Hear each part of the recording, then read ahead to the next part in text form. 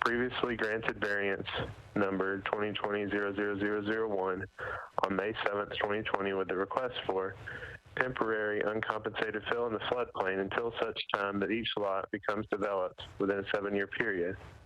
Postpone the compensating cut that is required to offset the fill. Stormwater Management Committee members request a rehearing to revisit prior motion approving variance. The appellant is Monroe Infrastructure, LLC, represented by Civil Site Design Group, PLLC, Kevin Gangelware. Comments. Stormwater staff had no comments, codes no comments, planning no comments, and greenways had no comments. All right, thank you, Mr. Bowman. All right, so we have on the agenda to have an applicant presentation, but I'm not sure Mr. Gangelware is here. I don't see him on here, and I'm also not completely sure that we need to go through the normal applicant presentation since this is a rehearing, and since it was voted on by the committee to make some clarifications in the record, in the minutes and in the decision letter concerning this case. Am I correct, staff, that we can proceed with a committee discussion and some proposals that staff are ready to make to us that will help clarify the language per this rehearing decision? Mr. Chairman, this is Teresa Costonis. May I be recognized? Yes, ma'am, please. I'm not sure if anyone on behalf of the applicant is on the call. Penny might be able to tell you that. But I did receive, I made an effort in consultation with Stormwater staff to make the change to the decision letter that was previously presented to the committee on this matter, along the lines of what our understanding was of the debate at the August meeting in terms of the edits to the conditions. And it was it would be an actual amendment to your prior motion, because I think the problem in August was not that the minutes as drafted didn't accurately reflect what happened at the May meeting. It was more that upon reviewing them, you all realized that there was an additional condition that you wished to also add. It just hadn't been captured in the motion as worded in May. So that additional condition is now condition 7 in the list that you see before you. And because there was also some discussion, I believe it may have been Ms. Maddox, who raised a concern about some redundancy between the previous condition 6 and condition 7, not as you see here, but as was previously drafted from the May meeting. That additional or redundant condition was deleted, so that you still have 7 conditions, but the 7th is a different one. So that was going to be presented to you for your potential approval this morning. However, we did get an email from Council for River North. I don't know if that's something that staff has that they could put up on the screen, but I sent them this draft letter as well.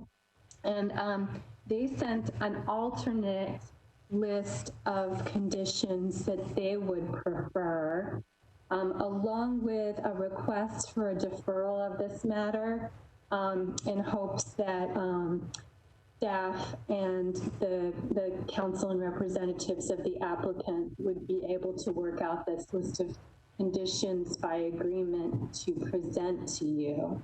But it is entirely up to the committee in terms of what you want to do on that. Rebecca, if you don't have that, if you want to pass the ball to me, I could probably put that email up on screen. Thank you, Ms. Costonis.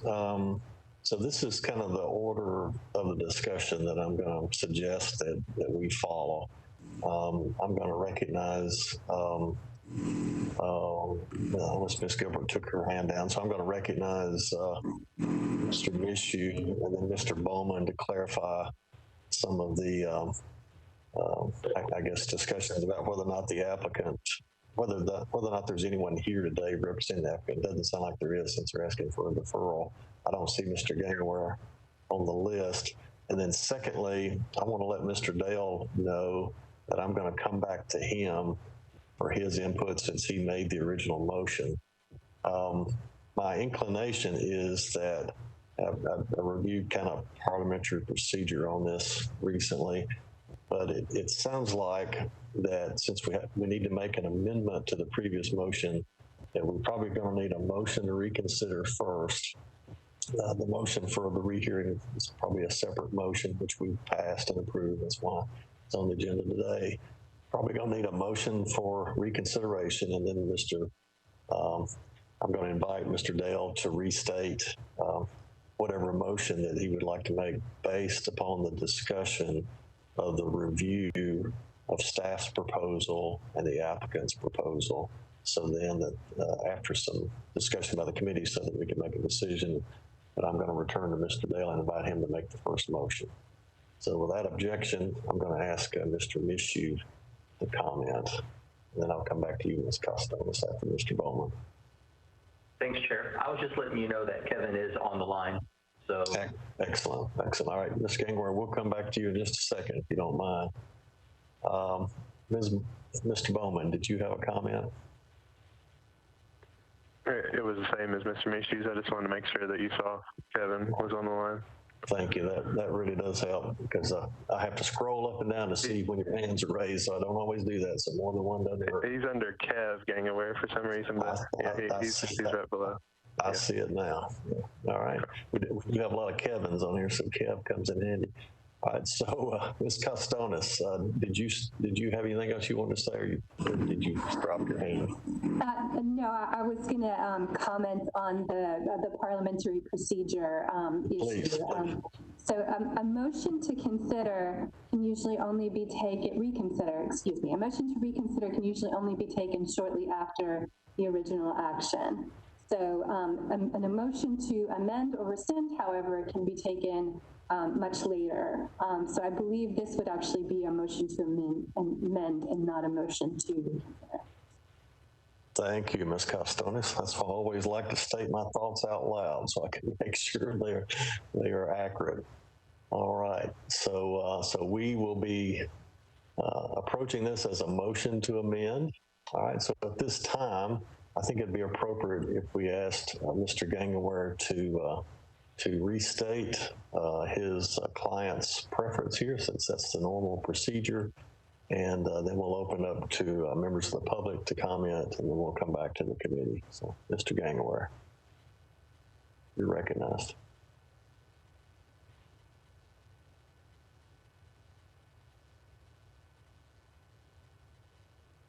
I don't know if Mr. Gangaware has sound or not. I don't see a microphone symbol by his name.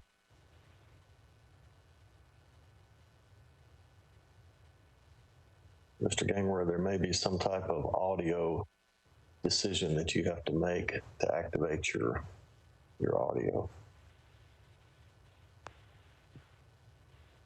Mr. Chairman, can you hear me? Yes, sir. We can hear you now. Okay. I didn't do anything different, but thank you. Great. So thank you for listening to us today. I wanted to, if you could bring up the decision letter, first of all, that was created back after May the 7th. So we were notified by Logan that there was something in the decision letter that someone on the committee, or possibly maybe she's part of the committee, but somebody had brought up that they wanted to change something, add something. There was something left out. As we understood a little more from Logan, maybe it had something to do with the staff being able to review or approve the restrictive covenant that would require the property purchasers, the owners of the properties, to provide the compensating cut and fill, not only for their property, but their pro rata share for the roads. So so we were waiting for this meeting to find out what clearly was being, requested. But while we were doing that, we looked back through the minutes, or rather the conditions, and felt like at a minimum, at least one of the conditions doesn't apply at all. And a second one, while it was stated and written, I don't think it certainly was not our intent to accept that condition. And I'm not sure that in hindsight, maybe that condition was could be rethought, I guess, by the person who provided it, which was Mr. Dale. So I wanted to just point out the first condition, the applicant, number one, the applicant should have a landscaper. It's talking about mitigation, but I think our plans, we don't show any mitigation. We're not providing any mitigation, so we're concerned that that is a condition that we can't fulfill because the plans don't currently show any mitigation. And I think we talked about, you even mentioned at the end of the meeting in May, Mr. Chairman, that this was a little bit odd that we're not proposing or providing mitigation for this project while most variances do provide something. So I just wanted to point that out. And then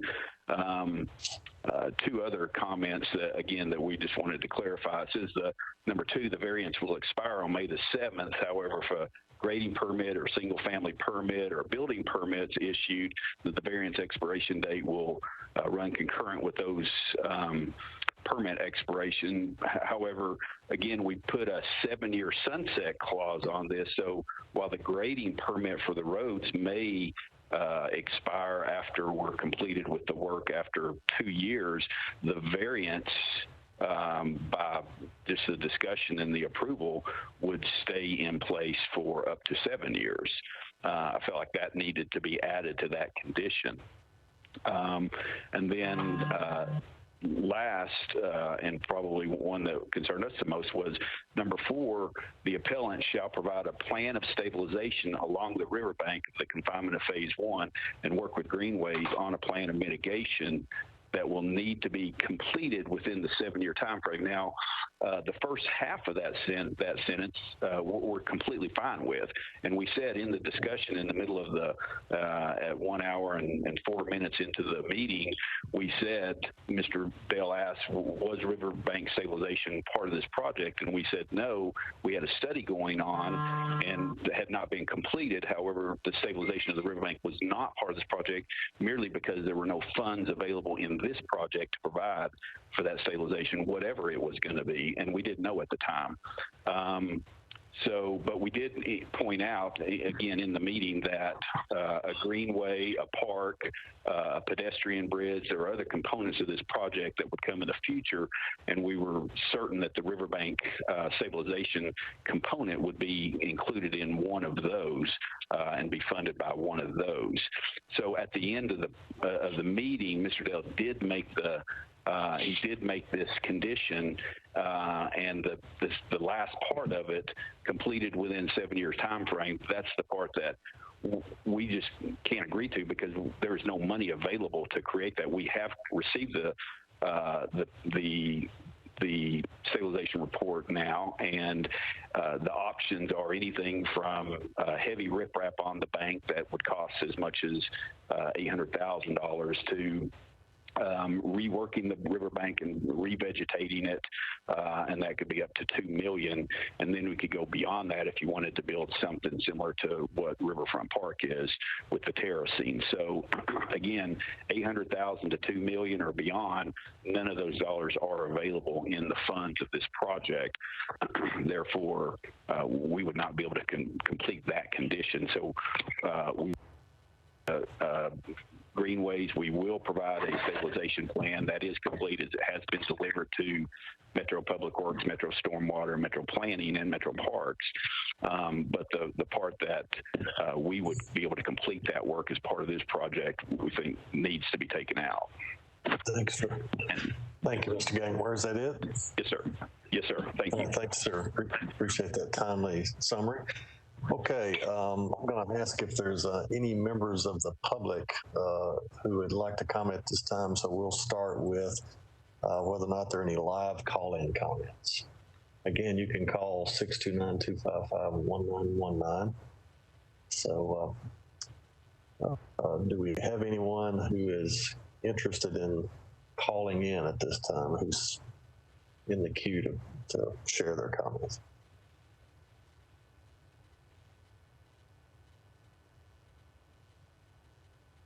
So Ms. Gilbert or Mr. Lyons can confirm that for us.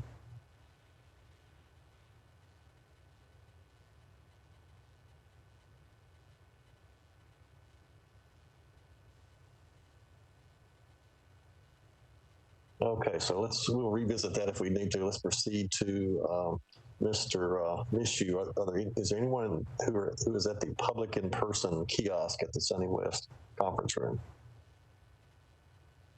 No, Mr. Chairman, there's nobody here in support or in opposition of this request. All right. And again, keep in mind that we have to take support and opposition as they come. Normally we separate those into one category or the other, so just feel free to call in if you want to comment either way. All right. Do we have any email comments, Mr. Bowman, on this rehearing matter? We did not have any emailed comments on this case. All right.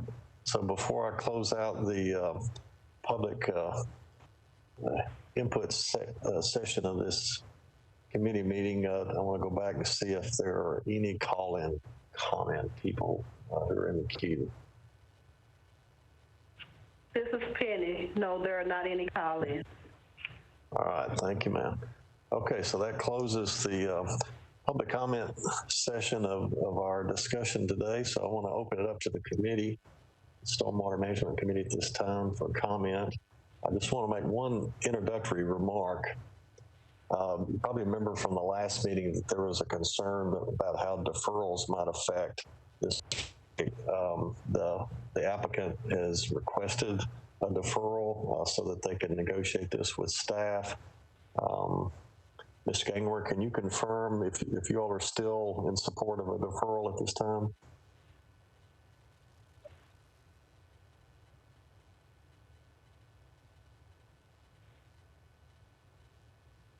Mr. Chairman, can you hear me? Yes, sir. Yes, sir. I believe that if the adjustments that we just talked about are acceptable, I don't see a purpose of the deferral. I think the council, Erica Garrison, was anticipated that this may need to be deferred for whatever reason, because her and the other counsel for Metro Legal, we're talking back and forth. But I mean, if the attorneys can, step aside and just let the committee decide, is this okay to make these changes or not, then I don't think we need the deferral component. Okay, thank you, Mr. Gangware. Yes, sir. Thank you, sir. All right, so would any committee member like to weigh in on this? And I certainly want to invite Mr. Dale to have the first word if he'd like. Mr. Dale, you're recognized. Thank you, Mr. Chairman. I need for someone to more or less remind me of the events that took place and what the concerns were that has brought this back to us.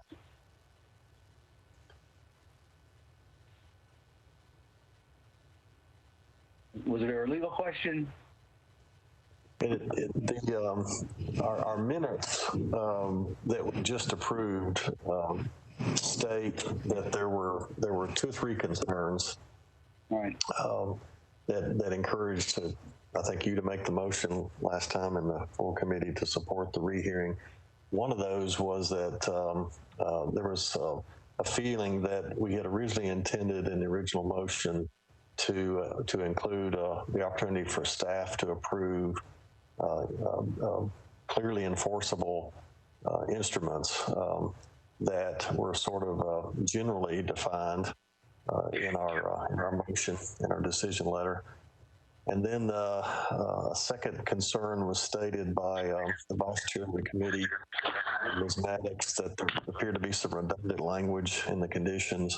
And then Mr. Dale, this was not recorded in the minutes, but I remember you expressing a concern about the quantities of the cuts and fills that were described or quantified in the previous conditions that you felt like that needed to be revised a bit.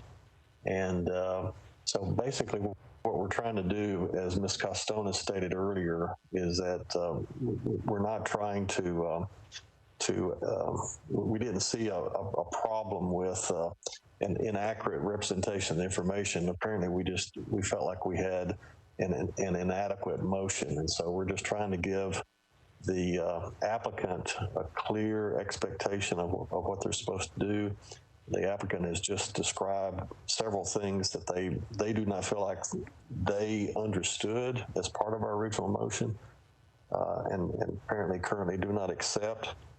I will remind everyone that the committee does have the authority to pass whatever appropriate motion they feel is. We're not always here to perfectly please the applicant, but I think we have a long-standing tradition of trying to resolve these types of issues in a negotiated manner before we have to come to a decision where we just make a decision. So with that, Mr. Dale, have we given you enough feedback? I'd like to see the decision letter. If someone could put that back.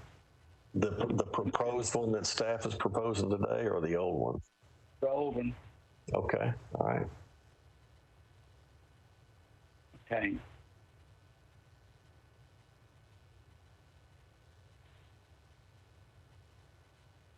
So I seem to remember that there was some concern about how this condition of $7,200 per acre was going to be recorded. 7,200 cubic yards? Yeah, exactly. There was a condition that each parcel is required to have 7,200 cubic yards per acre. And then there was some discussion on how that would be enforced, whether it be a restricted covenant or some other document. And so, yes. and the staff has prepared another document of what they feel like is more representative. Is that correct? Yes. I do not know if that's. I do not know if the applicant has voluntarily supported that or not. Right.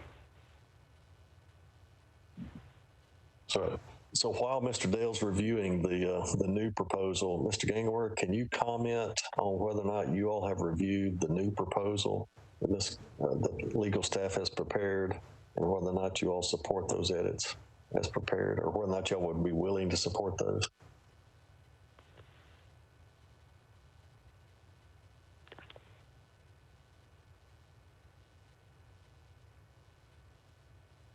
Mr. Gangler, you're recognized.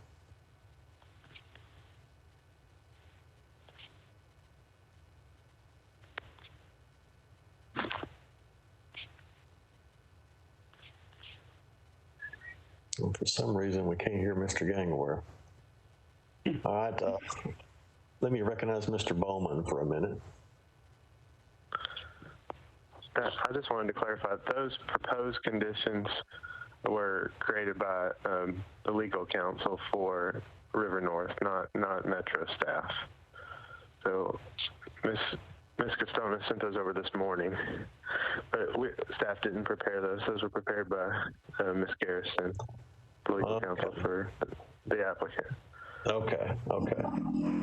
All right. No, Mr. Chair, may I be recognized? This is Teresa Costonis. Please. I'm sorry, Mr. Bowman, that's not exactly correct. So that email that's showing on the screen right now, that is what was sent by Ms. Garrison, counsel for River North. The other version of the letter that was dated today, the decision letter, that was prepared by me. All right, Mr. Dale, thank you for that clarification, Ms. Costonis. Mr. Dale, do you want to weigh in on this? Still got your hands raised. Well, I'm still just, I can remove my hand, I guess, but I'm a little confused. So legal has prepared suggested changes, is that correct? Legal has suggested changes, and the counsel to the applicant has suggested changes.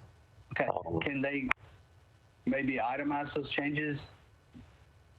Because I'm getting so much Yeah, so many things flashing back and forth here. I'm not sure what's going on. So well, I think it's clear that this is too complicated to work out in this public hearing. So, I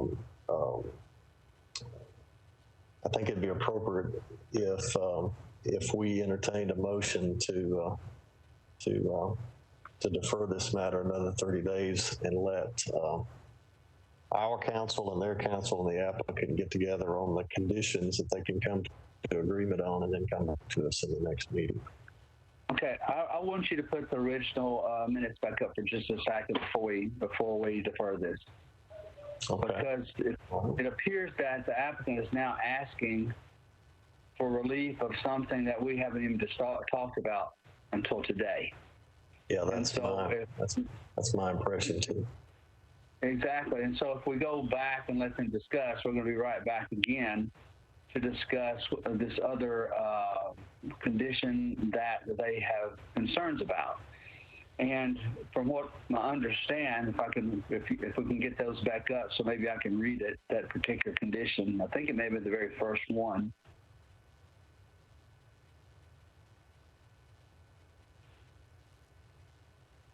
It's the minutes that we adopted, so I need to see. Roy, this is Rebecca. You are asking for the minutes from the May meeting, correct? Right, exactly. If you don't mind. I'm sorry. And those were included in Ms. Gilbert's email that went out to us. I don't have that email. I'm just playing with folders right now, so give me a second, please. Okay. It's the first thing you had up, pretty much, I think. I just want to read over that, and then I want to discuss that with fellow committee members. Okay. This is Penny. Hey, Penny, recognized? Yes, at first you asked for the decision letter. Did you want the decision letter or did you want the minutes? I'm sorry, the decision letter. Whatever we at that time that we're talking about changing. So I sent a copy to you just a few minutes ago to everyone of the decision letter from the previous meeting and a copy of what Ms. Costonas sent to us this morning. Okay, well, we had it up for everybody to see a few minutes ago. This is the original decision letter. Is this what you needed, Roy? Yeah, here we go. Right. Just give me one second. Can you maximize that a little bit, Rebecca, too, so it takes up more of the screen? Yeah, or Zoom. Yeah, that works. Thank you. So scroll down to where we talk about some coordination with greenways, maybe. I know it's in here somewhere. Oh, there it is, number 4. So it's my understanding that they are wanting some kind of relief from number 4, which is the appellant shall provide a plan of stabilization along the riverbank in the confinement of phase 1 and work with greenways on a plan of mitigation that will need to be completed within the 7-year time frame in which the variance is granted. So my first question, I guess, to other fellow committee members, because I don't really remember, normally when we have a variance request, we look for some form of mitigation. Was there something within this that we specifically asked for? Does anybody recall? I recall, Roy, that you brought this up as a water quality benefit of the project. And since, I think Mr. Gangwer stated earlier that they had not initially proposed mitigation, and it was my understanding, because of what you just stated, because of past precedent, that it is normal for us to require any disturbances of this nature to be mitigated. That's, if that's the will of the committee, that is what we can ask for. But I think Mr. Gangwer's initial concerns were more about the timing and phasing of some of these deadlines. Well, but I think there's cost involved. I guess when I made this motion, I'm sure I didn't think that this was going to be a $2 million project for the stabilization, and so I'm struggling with that a bit. I also know that at some point in time, greenways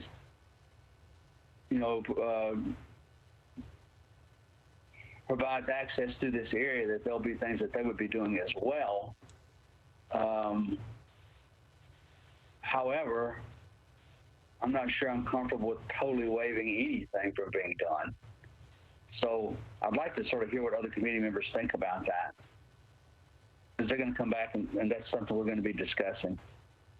Beyond these clarifications, this is something sort of new. And I don't think the staff has the ability to work that out. I think they need input from us.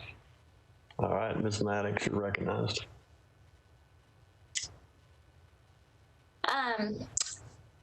This is Anna. I think that since the applicant is suggesting changes, and I personally can't remember what all was discussed in the original hearing, I would recommend deferring so that we could go back and listen to the meeting and refresh our memories, because I think at this point it seems like nobody really remembers.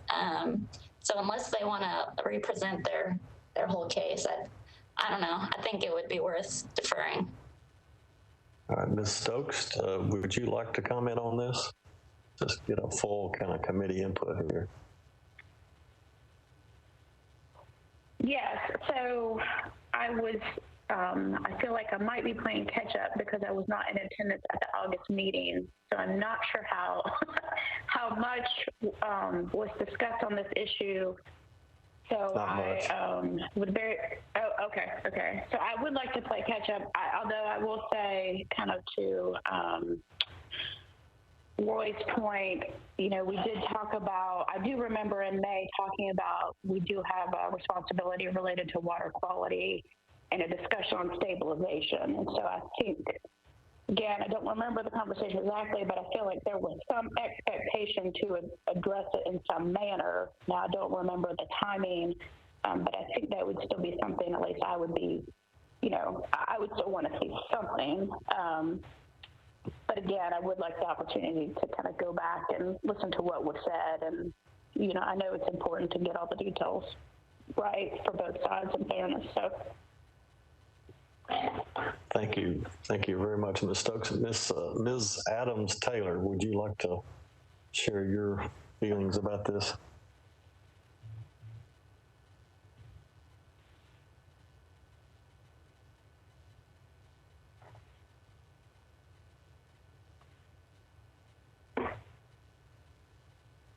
Ms. Taylor, are you there? Adams Taylor?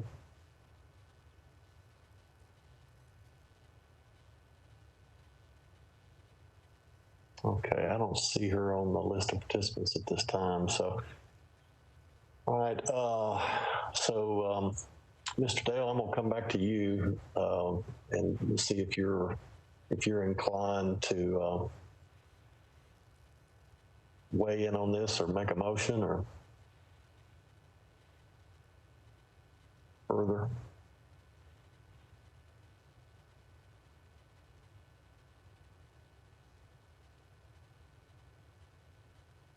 Ms. Gilbert, you're recognized while we're waiting on Mr. Dale.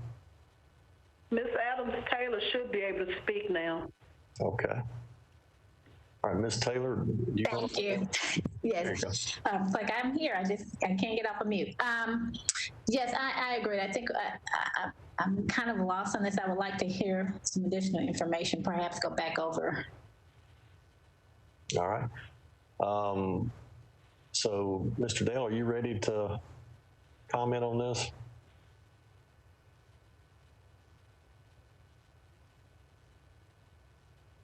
You're still on mute, Mr. Dale. Sorry about that. So I was saying that the current route on this was sort of more or less that we were coming back to clarify the intent of our motions. Yes. But it sounds like now we're sort of like going back and maybe being asked to revise our motions. And so yes. Would this more or less be considered almost like a rehearing versus a clarification? Well, we're in a rehearing right now. The problem is that the applicant has added some complexity to this, as you just mentioned, and really, it doesn't sound like they had a very formal request to make in terms of making some of these changes, and so it sounds like the consensus of the committee is that we need a deferral. And we need them to come back better prepared to make a new request, or, you know, we can proceed with one of the options in front of us, Mr. Dale. The reason I'm coming back to you is because you made the original motion. I got it. Bad for me. No, but, just saying, but not bad. I just want to make sure that this is more or less advertised properly, you know, and legally, and everybody understands that we're not just necessarily modifying our minutes, but we're actually going to be reconsidering, you know, maybe almost rehearing this whole thing again. So do we have the ability to do that? If we defer this for 30 days and it comes back, that we can just more or less reopen this and have new discussions and maybe even new recommendations? Is that proper? Ms. Costonis, you're recognized. Thank you, Chair. Mr. Dale, yes, for today it was advertised as a rehearing, or it was noticed as a rehearing, specifically because you all would actually be amending and changing your prior motion, granting this variance and the conditions thereon. If we want to defer, I would recommend notifying it for October in the same way, that it would also be set as a rehearing to give you all the opportunity to amend the conditions to the motion to grant the variance that were adopted in May. Okay, so I would make a motion that we defer this for 30 days, if that gives the applicant enough time to come back to us and with maybe a little better prepared, giving us a little bit more notice of what we're trying to reevaluate. And I would also make sure the applicant realizes that most, if not all, variances are granted by this committee. Precedent is that we look for some form of mitigation. And since we are really a water quality board, that's really what we are, that's really part of a large part of what we are charged to do. So my motion would be to defer this 30 days and have the applicant come back and discuss with this at that time. That they provide them enough time. All right, thank you, Mr. Dale. We got a motion on the table to defer for 30 days. Do we have a second? Ms. Stokes. I second. All right, motion been made and properly seconded. So at this point, we usually discuss the motion. Ms. Maddox, you're recognized. And I'll come back to you, Ms. Costonis, in a minute if you're still desire to be recognized. Ms. Maddox. I don't have any discussion. I would recommend this deferral as well. Okay, all right. Ms. Costonis, do you still want to be recognized? I'm sorry, Chair, I still had my hand up in error. That's all right, that's okay. All right, so we have a motion's been made and properly seconded. I'm not seeing any, who's asking to be recognized at this time? Okay, man, I'll do it. Thank you. Is that Roy? Okay, so. Not me. Okay, good.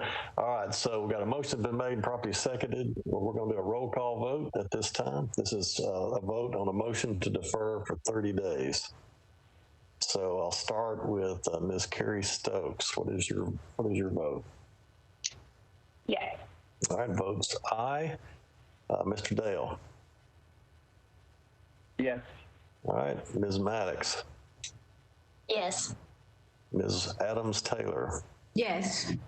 All right, chair votes yes. All right, so we have a motion's been approved to defer 30 days. Mr. Gangware, we'll see you in 30 days according to the initial comments. It sounds like you need to particularly focus on mitigation, and just want to encourage you, as we do for all applicants, the more you can work out with staff before you get here, the easier it'll be when we get this matter back before the committee.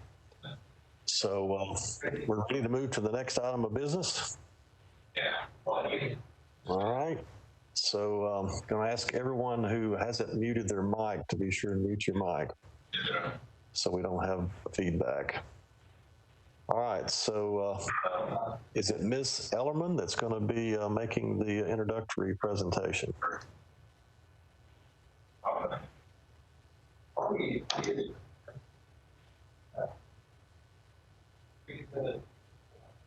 Ms. Ellerman?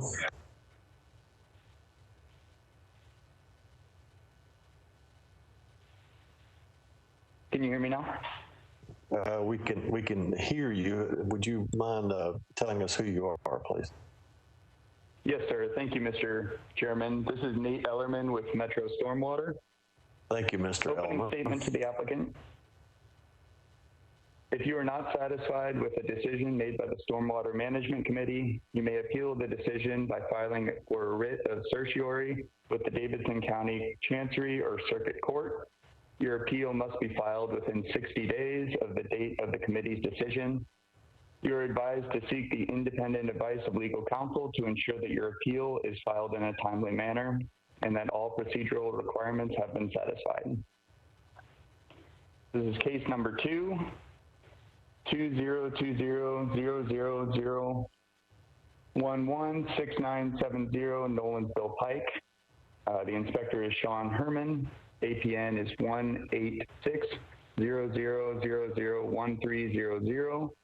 Council District 31, Councilman John Rutherford. The applicant's request is to allow the following. Number 1, stream alteration and realignment. Number 2, Zone 1 buffer disturbance. Number 3, Zone 1 buffer reduction. The appellant is Southeast Nashville Burkett, LLC, represented by Anthony Groh with Groh Environmental Solutions. The comments from Stormwater staff are as follows. The pre-application meeting occurred on June 29th, 2020, in which Metro Water staff consistently suggested that a stream relocation would not be supported. Number 2, the existing Zone 1 no disturb buffer is approximately 20,000 square feet. The applicant is proposing 21,300 square feet of Zone 1 no disturb buffer. However, approximately 9,000 square feet is outside of the 30-foot Zone 1 perimeter and therefore appears to be incorrectly included with the proposed Zone 1 buffer. And number 3, the applicant is suggesting that the stream relocation is due to the required public works roadway improvements. However, Metro Water does not agree with this claim. The proposed roadway improvements can be made without stream relocation / buffer disturbance variance, and it appears that the stream relocation and buffer disturbance variance is being requested due to the size of the proposed development. Codes provided no comment, planning has approved, and Greenways provided no comment. All right. Mr. Tony Groh, you are recognized now. I want to encourage you to introduce first anyone that you have with you who might be a relevant resource for your presentation. You have 10 minutes to make your presentation. This is a hard stop. I'll start the clock after you've introduced all of your guest commenters. They don't all have to comment, but we do like to know who you've got available in case the committee will have any questions. Also going to ask, I'm sorry I didn't think of this earlier, if someone would post the call-in number again on the screen so the public can see that number, 629-255-1919. So I'll give you a little better notice to call in on this case while it's being presented. Think about it. So, Mr. Groh, you are recognized, and I'll start the clock after you introduce yourself and any guests that you have. Yes, this is Tony Groh from Groh Environmental. And, yes, sir. I have Mr. Craig Cole on also Kevin Crumley. And I'd like to start with Craig Cole. He likes to do first. Mr. Groh, I'm going to ask you to sit a little closer to your microphone, if you don't mind. We're not hearing you too well.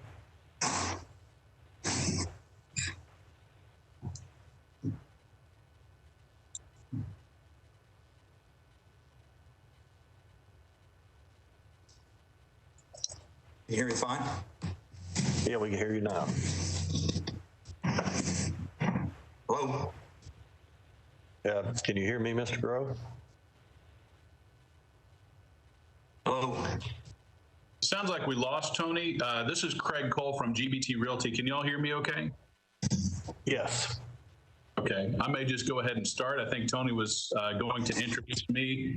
I'll start by saying good morning and thank you for the opportunity to meet virtually this morning. We appreciate that. I'm Craig Cole. I'm with GBT Realty Corporation. And I'm the managing director of the Net Lease Division. GBT Realty is a local development firm here in Nashville. We've been active in the Nashville community for more than 30 years. We're pretty well known right now for that tower that we're doing downtown across from the Whole Foods there, the Amazon thing. And then we're also doing some fancy mixed use over there on West End. But I head up our Net Lease Division and we do smaller projects. So the subject property was brought to us by our client 7-Eleven. The project actually began in 2015 with the purchase of the property and the subsequent SP zoning approval of the site plan. And that site plan is basically almost identical to the site plan that's shown on our application. However, after the 2015 SP zoning approval, the applicant, which was Sunoco at that time, had most, if not all, of their real estate assets purchased in Tennessee acquired by 7-Eleven. So during the 2015 SP zoning process, a channel classification was performed, and that subject channel was not determined to be a stream. So the preliminary SP, coupled with that former channel determination, was actually the basis from which GBT designed our final drawings. As a part of our final engineering and the drawings before you all today, GBT hired consultant Tony Groh through Gresham Smith to perform an updated channel classification. And the channel this time was classified as a very low quality intermittent stream with little to no aquatic habitat and with marginal buffer qualities. We held a pre-application meeting with staff, and our interpretation of that meeting was that the proposed relocation of the low quality channel would be supported subject to several factors, such as using an open bottom culvert for the roadway crossing portion of the project and also with mitigation. But we feel like there are probably two main questions that we should address as a part of our request for the variance today. One is, why don't we just move our proposed development to the north and stay off of the channel? And number two is, would approving our variance result in the betterment of the water quality and the aquatic habitat in this portion of the Mill Creek watershed? So as mentioned by staff, the site is an abnormal shape, and it's unique in the fact that it's bound on all four sides by public roadways. Whether it's Nolensville Pike or Burkett Road or Old Burkett, it's found on all sides. The plans for the future widening of Nolensville Road result in the loss of 70 feet of depth along Nolensville Road. Also, the existing right-of-way along Old Burkett is not wide enough right now, and so future development will require yet more right-of-way dedication. And then exacerbating that issue, future plans, because again of the widening of Nolensville Road, and because of our development, required the realignment of the intersections of Old Burkett Road with both Nolensville and with Burkett. So it is the odd shape of that property coupled with the future roadway improvements that are creating the hardship. Because especially, and thank you for showing that slide, that was exactly what I was looking for. If you can imagine grabbing that site and sliding it to the north, what that would do, and I should note that we're starting with a 5-acre site. so we're not really, cramming too much into a small bag, as is sometimes referred to. Instead, we've got really a 1.5 acre development that we're trying to fit on a 5 acre site. What sliding the property to the north would do is leave a small portion of undevelopable property to the south of our development, along with a small portion of undevelopable property to the north of our development. And that results in an undevelopable site. So in absence of the requested variance, the site is undevelopable. So it's acknowledged that the purpose of the stormwater regulations and of this board are to protect and enhance the stormwater quality and the aquatic habitat of the watersheds in Davidson County. So part of our application includes pictures of the drainage basin leading to our site. It shows a channel upstream of our site that consists of well-mowed lawn that could maybe be loosely defined as a ditch. Upon reaching our site, the dry channel bed is shown to be of low quality with no discernible aquatic habitat, and is filled with trash and old tires. And the buffer consists primarily of invasive species and invasive vegetation that's not native to the area. As a part of our development, we propose to significantly improve the water quality and the aquatic habitat of the Mill Creek watershed. Our mitigation measures include creation of a well-defined relocated channel that'll improve the functionality of the stream, use of an open bottom culvert for the roadway crossing portion of the project, creation of an improved channel buffer, which would replace any non-native species with native grasses and plantings that are native to the area. That proposed buffer will include measures that go above and beyond the required Zone 1 vegetative buffer. And the proposed buffer is designed to encourage the creation of aquatic habitat, so there actually could be some aquatic habitat associated with this portion of the channel. Additionally, as a part of the development, applicant will be causing the mitigation and enhancement of more than 280 linear feet of stream within the Mill Creek watershed upstream from our site's location. That 280 linear feet of stream mitigation in the Mill Creek watershed will also include 120 feet of high quality stream buffer installation in an area that does not currently have such a buffer. So it's recognized that impacting any channel of any type should be an option reserved as a last resort for extraordinary circumstances. In this instance, the unique qualities of the site's location at a major intersection, coupled with the extremely low quality of the existing channel, represent a situation where channel relocation will improve rather than reduce the functionality of the channel, and improve rather than reduce the water quality within Mill Creek. So we would respectfully request the board's approval of our variance request, and we've got Joe Johnston and Tony Grow available to answer any detailed questions since my engineering is getting kind of rusty. Thank you very much. Thank you, Mr. Cole. Looks like you were right at 7 minutes, so we really appreciate you keeping your presentation under the time limit. So before we get to questions of the other representatives after our public hearing begins, I want to just make sure that since you do have about 3 more minutes of time left, are there any other comments that need to be made by any other representatives of the applicant at this time?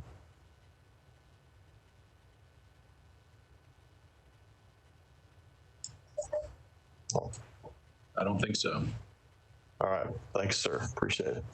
Okay, so we're going to open up the public input portion of this proposal at this time. So I want to ask, now that we've advertised the 629-255-1919 number, I want to ask if there are any live call-in comments on this proposal.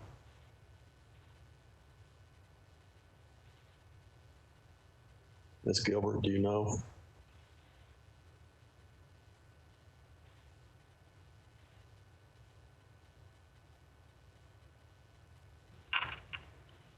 I'm sorry, Mr. Chairman, were you asking about calls?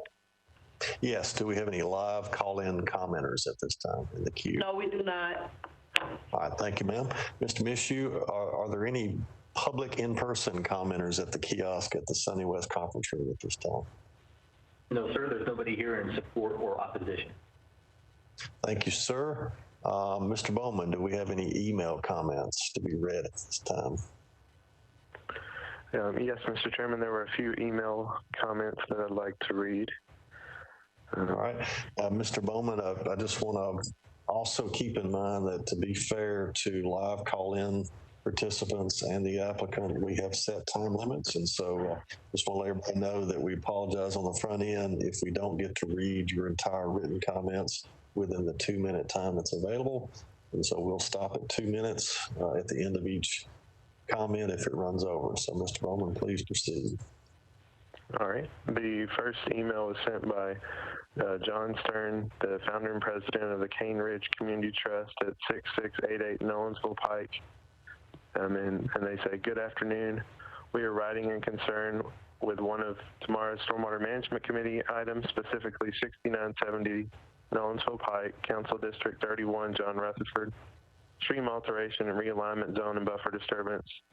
While we are awaiting additional analysis by community volunteers that are more expert in these matters than us, it does appear that meetings of the applicant, MWS staff, elected officials, community groups, and citizens need to occur before a definitive recommendation reflecting all available information can be made by the committee. Deferral of this matter for 1 or 2 meetings would seem to be in order. Please feel free to contact us. Best regards, John. The next email came from Councilman John Rutherford, District 31, and that they say, I am in support of this deferral to allow time for interested parties to meet. And the final email we got was from the Mill Creek Watershed Association. This one is pretty lengthy, so you may have to cut me off, but I'll try to read it all. Variance number 2020-00011, request stream alteration and realignment with accompanying buffer zone disturbances and reductions on the parcel of land located at the latitude and longitude in Davidson County, Tennessee, for the purpose of establishing a 7-Eleven convenience store and gas station with facilities for fueling both cars and diesel trucks. The group argues that these alterations are essential due to the small size of the parcel to be developed and to address safety issues with citing infrastructure on this parcel as an extremely busy commercial intersection. They mention that leaving the poor quality and polluted conveyance in its current location and condition results in 2 remnants of property which are insufficient in size and geometry for viable site improvements, while keeping a long-standing eyesore and dumping are in place. They further discuss the future widening of Burkett and Nolensville Road intersection, suggesting this too will significantly affect the existing stream and associated buffer. The MCWA requests further consideration prior to granting variance. We respectfully share the following comments, requests for information, and suggestions with Stormwater Review Committee. First, the MCWA finds it difficult to believe that the group was not aware of the small size of this lot, the presence of and location of the stream on the property, as well as the fact that this stream is conveyance of an exceptional Tennessee waterway, Mill Creek. This suggests to us that the owners and developers began this venture with the understanding that they would indeed ask for the variances necessary to alter this stream to accommodate their structure. The MCWA strongly objects to this type of approach to development in our watershed. Mill Creek and its associated tributaries have been sorely damaged by similar development projects and the associated alterations granted in the past, as well as general neglect for its preservation and protection. Restoration and revitalization of Mill Creek depends on strict attention to efforts at improving and preserving function of the remaining tributaries, wetlands, and other associated waterways. With this in mind, the MCWA begins with asking for reconsideration. Yes. I'm sorry. That's 2 minutes. I did wait until after you, until each submitter name and address were announced, so but that's 2 minutes, so appreciate it. Can you summarize their statement as an objection or a deferral?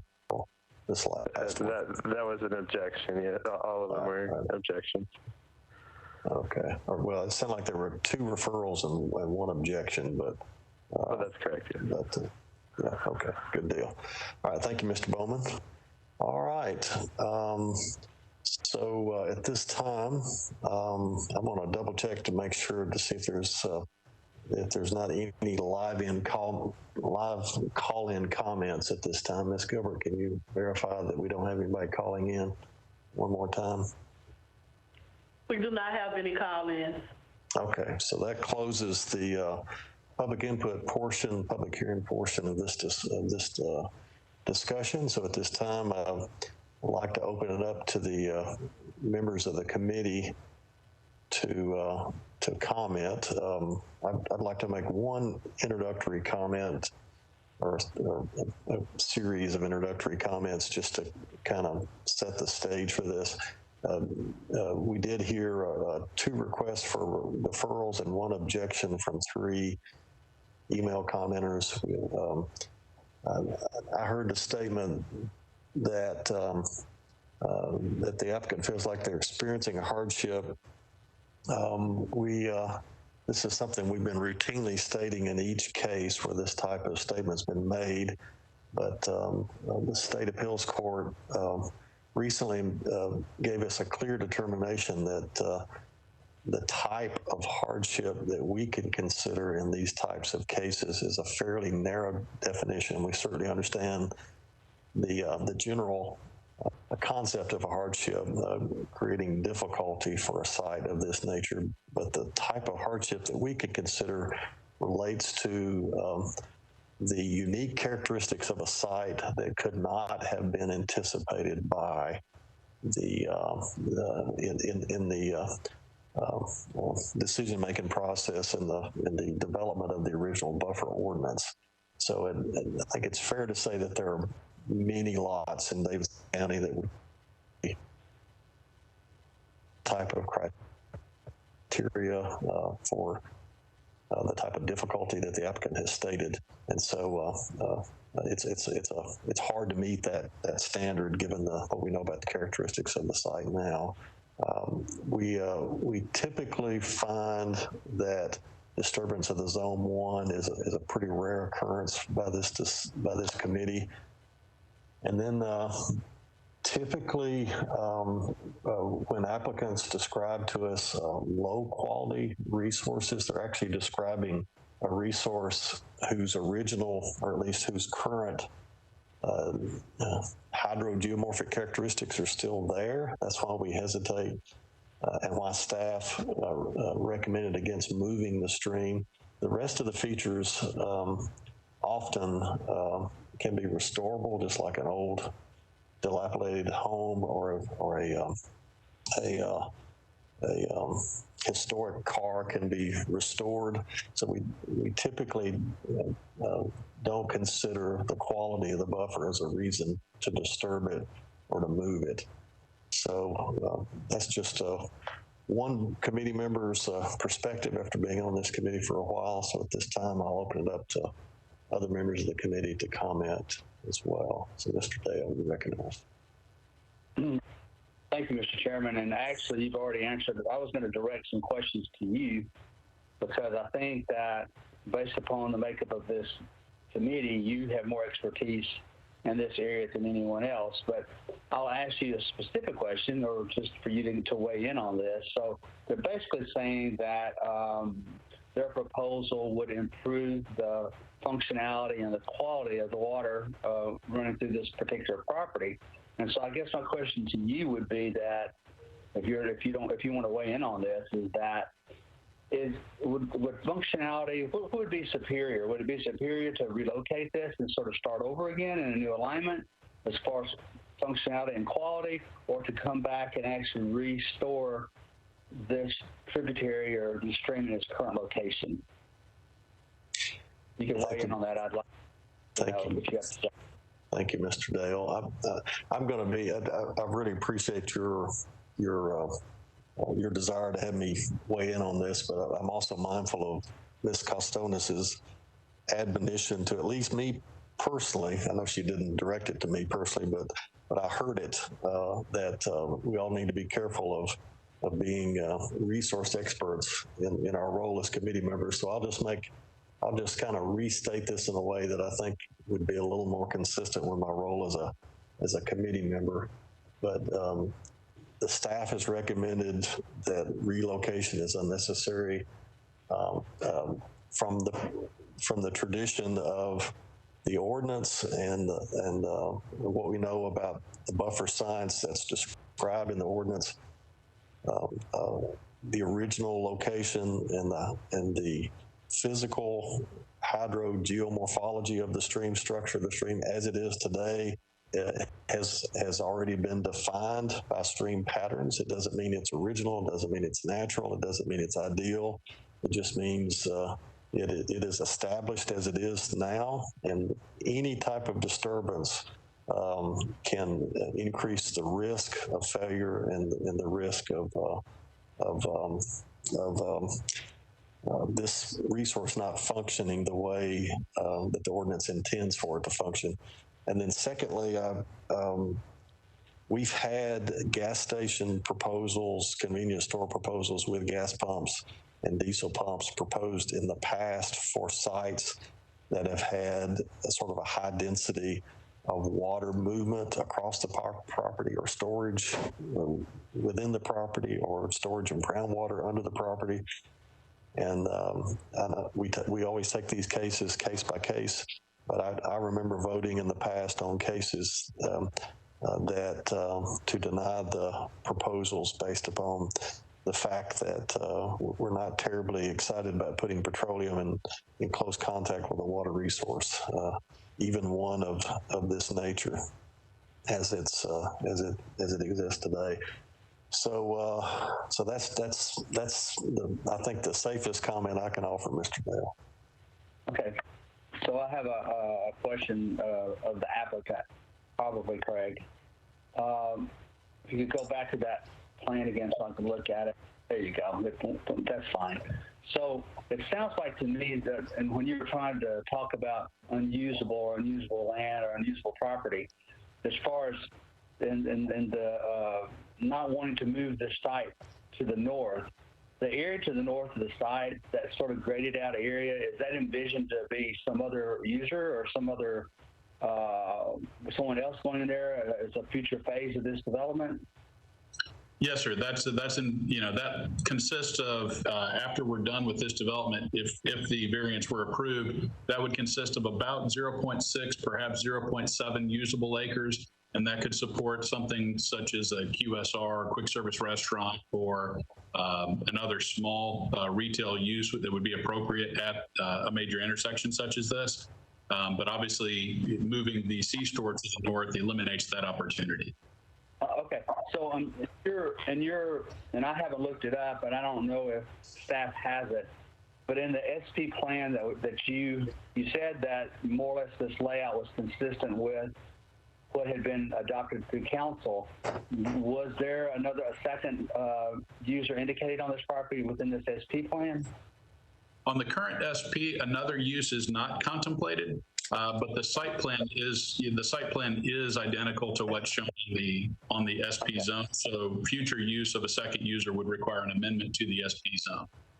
So if you came back and you wanted to add more square footage or another user here, you would have to go back to a council process. Is that your understanding? Or yes, sir. It's unfortunate, I guess, that you went through this process and nothing was called at that time, and so I'm not sure if that constitutes a hardship or not, but it's certainly unfortunate. I know the council member has some concerns here. I'd like to hear from him, but initially, I'm not seeing a reason. And I appreciate Craig. So you're sort of off the hook right now. I'm just talking to my fellow committee members. I don't see a reason why this building couldn't be shifted more toward the north. And I sort of feel like that maybe part of this request has a little bit to do with visibility, because that probably has a lot of trees within that existing buffer. And I think that if you were able to relocate that, you would provide more visibility to the site. And I understand that, and that's probably important, but it's not something that this committee normally would consider. So I think my recommendation would be to defer this, let that council member have the ability to sound in. I'd like to hear what he has to say. I'm not sure why he couldn't be here today. I don't think he's here. This is a location that is could have some impact on what happens within Mill Creek. It's very close to the main tributary, and I think it just warrants a little more discussion. During that period of time, if you want to go back and rethink this, I think that's okay as well, to maybe make this variance less severe. But I think as presented right now today, knowing that you probably could shift this building, there's nothing that prevents you from doing that. I don't think I could support it. So that's all I have to say. Thank you. Ms. Maddox, you're recognized. Thank you. Yeah, I don't see any hardship on this site, and even though, you know, maybe if you were rerouting it, you could improve the water quality, I don't see the hardship, and so I don't think we can approve it as depicted here today. All right, so Mr. Crummy, I know you'd like to be recognized, but I'm first obligated to make sure that the committee has had a chance to weigh in. So please just don't forget your comment. Well, I see you removed your hand, so maybe that means that was just an accident. Ms. Stokes, you're recognized. Yes, thank you. My thought is consistent with the other committee members as presented. I would not be in favor of the variance if they'd like to defer and reevaluate it, and it sounds like that's what some of the members of the community are asking for. Certainly that's an option, but as today, I would not vote in favor. All right, thank you, Ms. Stokes. We really do appreciate hearing your feedback. Ms. Adams-Taylor, you're recognized. I'm on the same board with my fellow board members. I think that this can be reevaluated and reassessed. So I'm going to recommend that they defer, because I don't think I can vote in favor of it at the moment. All right, Mr. Crumley, would you like to make a brief comment, sir? Yes, sir. Thank you, Mr. Chairman, and all the members of the board. I would like to point out that even on this drawing that we're seeing on the screen right now, even though it was stated earlier that, you know, the improvements to the roadways from Metro Public Works was going to involve stream, I guess getting into the stream buffers. I would like to point out that TDOT rather, as the easement shown on your screen right there, will eventually disturb this buffer. So it's not a matter of how it's being disturbed. It's just a matter of timing, because they already show an easement on the roadway improvement plans to alter the stream as it goes underneath Burkett and Nolensville Road. So I just would like to point that out to the members of the committee. I'd also like to point out that we recognize that, you know, the mitigation that we're proposing is above and beyond what is required. Granted, it goes beyond the 30 feet, but we're proposing, you know, a detailed mitigation plan, like Craig said earlier, with native species, riffles, and basically improving water quality, which is my understanding from the pre-application meeting is the #1 priority of this committee is water quality. The other thing I'd like to point out real quickly in the last comment is if the stream were left in its original location, encapsulation, as long as it's a 3-sided culvert, I think that would be more detrimental, but yet approval by this board based on the volume 1 regulations. But to me, I don't think that would provide as much water quality benefit as what we're showing right now. And I will end it there. Thank you, Mr. Crumley. All right, Mr. Dale. You recognize. I don't know that he really indicated whether he'd be willing to defer or not, and we'll go back to him. Yeah, that was what I was thinking too. But, you know, I probably don't have the expertise. I mean, so I'm sure many applicants can come before us and they could say to me, we're improving, you know, water quality. We're going above and beyond what we need to do.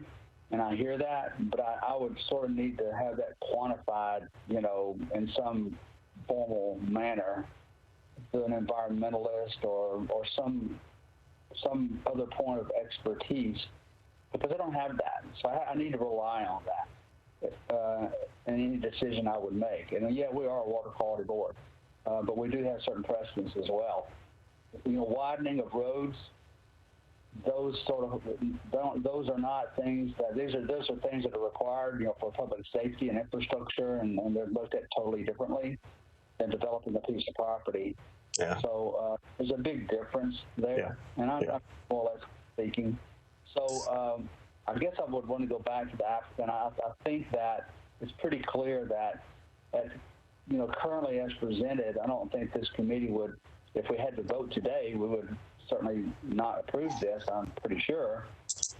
And so I think they need to come back if they feel like that this is their best effort, then for me, at least for me, they need to come back with something that quantifies this in a very clear and precise manner, so I know that we're doing something better than exists, or we're doing something better than using an existing channel that could actually be redeveloped or restored. Thank you. Yes. Okay. So, Mr. Crumley or Mr. Cole, how do you all feel about deferral? Yes, sir. Mr. Chairman, the applicant would be happy to defer and take the opportunity to speak to the folks that wrote in. Okay. All right. Thanks, sir. All right. So, Mr. Groh, unless you have something to comment in regard to the deferral, I just want to make sure that I've given you appropriate opportunity to speak. We don't need a rehearing of the technical facts here. Yeah, more of anything, I just commenting on the fact that the channel there is technical data from the state's TNSQT analysis that shows the functionality of the stream is at non-functioning right now. And what we'll do, we'll bring it to a functioning status. Thank you, Mr. Groh. All right, so we have, it sounds like the applicant's willing to support a deferral. Mr. Dale, do you have a motion? Well, let me again ask the applicant. I don't know the amount of time that would be required and proper notices or whatever we provide to the public. If we rehear this, if 30 days is sufficient. So I'd like to hear them weigh in on that, because I think it may need to be 2 meetings instead of 1 meeting to give them adequate time for them to coordinate with staff, and also maybe for us to hear from the council member and perhaps even a community representative like John Stern. So. Yes, applicants, I'll just note, Mr. Dale used to be a Metro Council representative, so he knows of what he speaks. So what is your feeling about time? Is 60 days too far? Or can you pull off in 30? But even if you think you can pull off in 30, it sounds like it may not be enough. Sounds like it may be prudent to go more time. I agree. I think a 60-day deferral makes sense. Okay, thanks, sir. All right, so Mr. Dale. So I would like to make a motion that we defer consideration of this item for 60 days. And the reason we would do that is to provide more time for community input, more coordination with staff. I think that the additional time is actually going to work out to the benefit of the applicant, to give him more options and have it so that he can come back to this committee with this being fully vetted. So my motion is to defer 60 for 2 meetings. All right. Second, 60 days, or whatever that might be. Thank you. Thank you, sir. So I have a motion to defer for 60 days and basically asking the applicants to work with their local council representatives and stakeholder groups. The less opposition from and the more collaboration you have with stormwater staff, the easier it is for us to evaluate it objectively and potentially successfully for the applicant. So is there a second?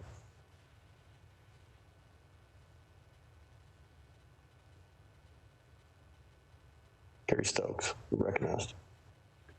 I second the motion. All right, motion been made and properly seconded. Is there any discussion on the motion?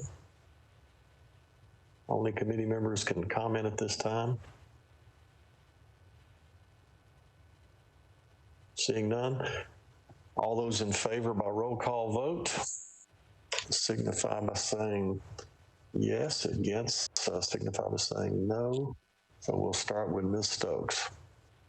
Yes. All right, Mr. Dale. Yes. Ms. Maddox. Yes. Ms. Adams Taylor. Yes. Chair votes yes. Motion passes unanimously. Deferred for 60 days. Okay. All right.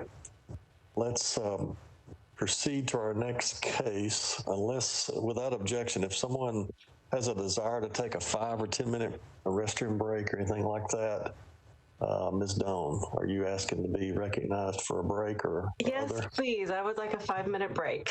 Okay, so why don't we take 10 minutes? And if you get back early, fine. But let's take a good 10-minute break, and we'll be right back because I know we've got 2 more cases that probably involve some time. Yes. Did you just answer my question? I think the next item is one I have to recuse myself from. Yes. All right. So let's come back at 10 o'clock. That's actually 11 minutes from now. Mr. Dale is going to be recused, and so that will leave everyone but Mr. Dale to participate in the next case. All right. So we'll see you all at 10 o'clock. Please mute your mics so we don't hear your break. Thank you.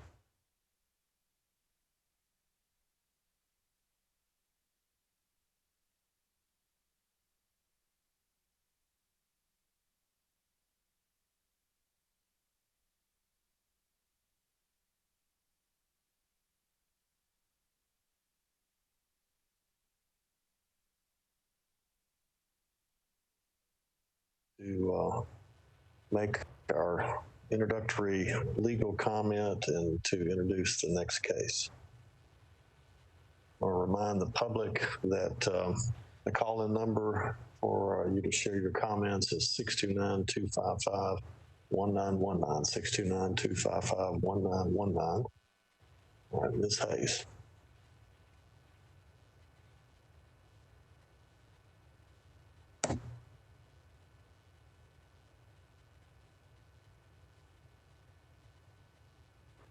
Ms. Hayes, you're still on mute.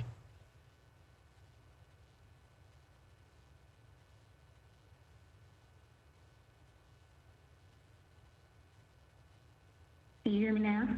Yes, ma'am, we can hear you now. All right. Sorry about that. This is Kimberly Hayes with Metro Water Services, Development Services Section. Our opening statement to the applicant: if you are not satisfied with a decision made by the Stormwater Management Committee, you may appeal the decision by filing for a writ of certiorari with the Davidson County Chancery or Circuit Court. Your appeal must be filed within 60 days of the date of the committee's decision. You are advised to seek the independent advice of legal counsel to ensure that your appeal is filed in a timely manner and that all procedural requirements have been satisfied. Case number 3 on the agenda is 202-000012.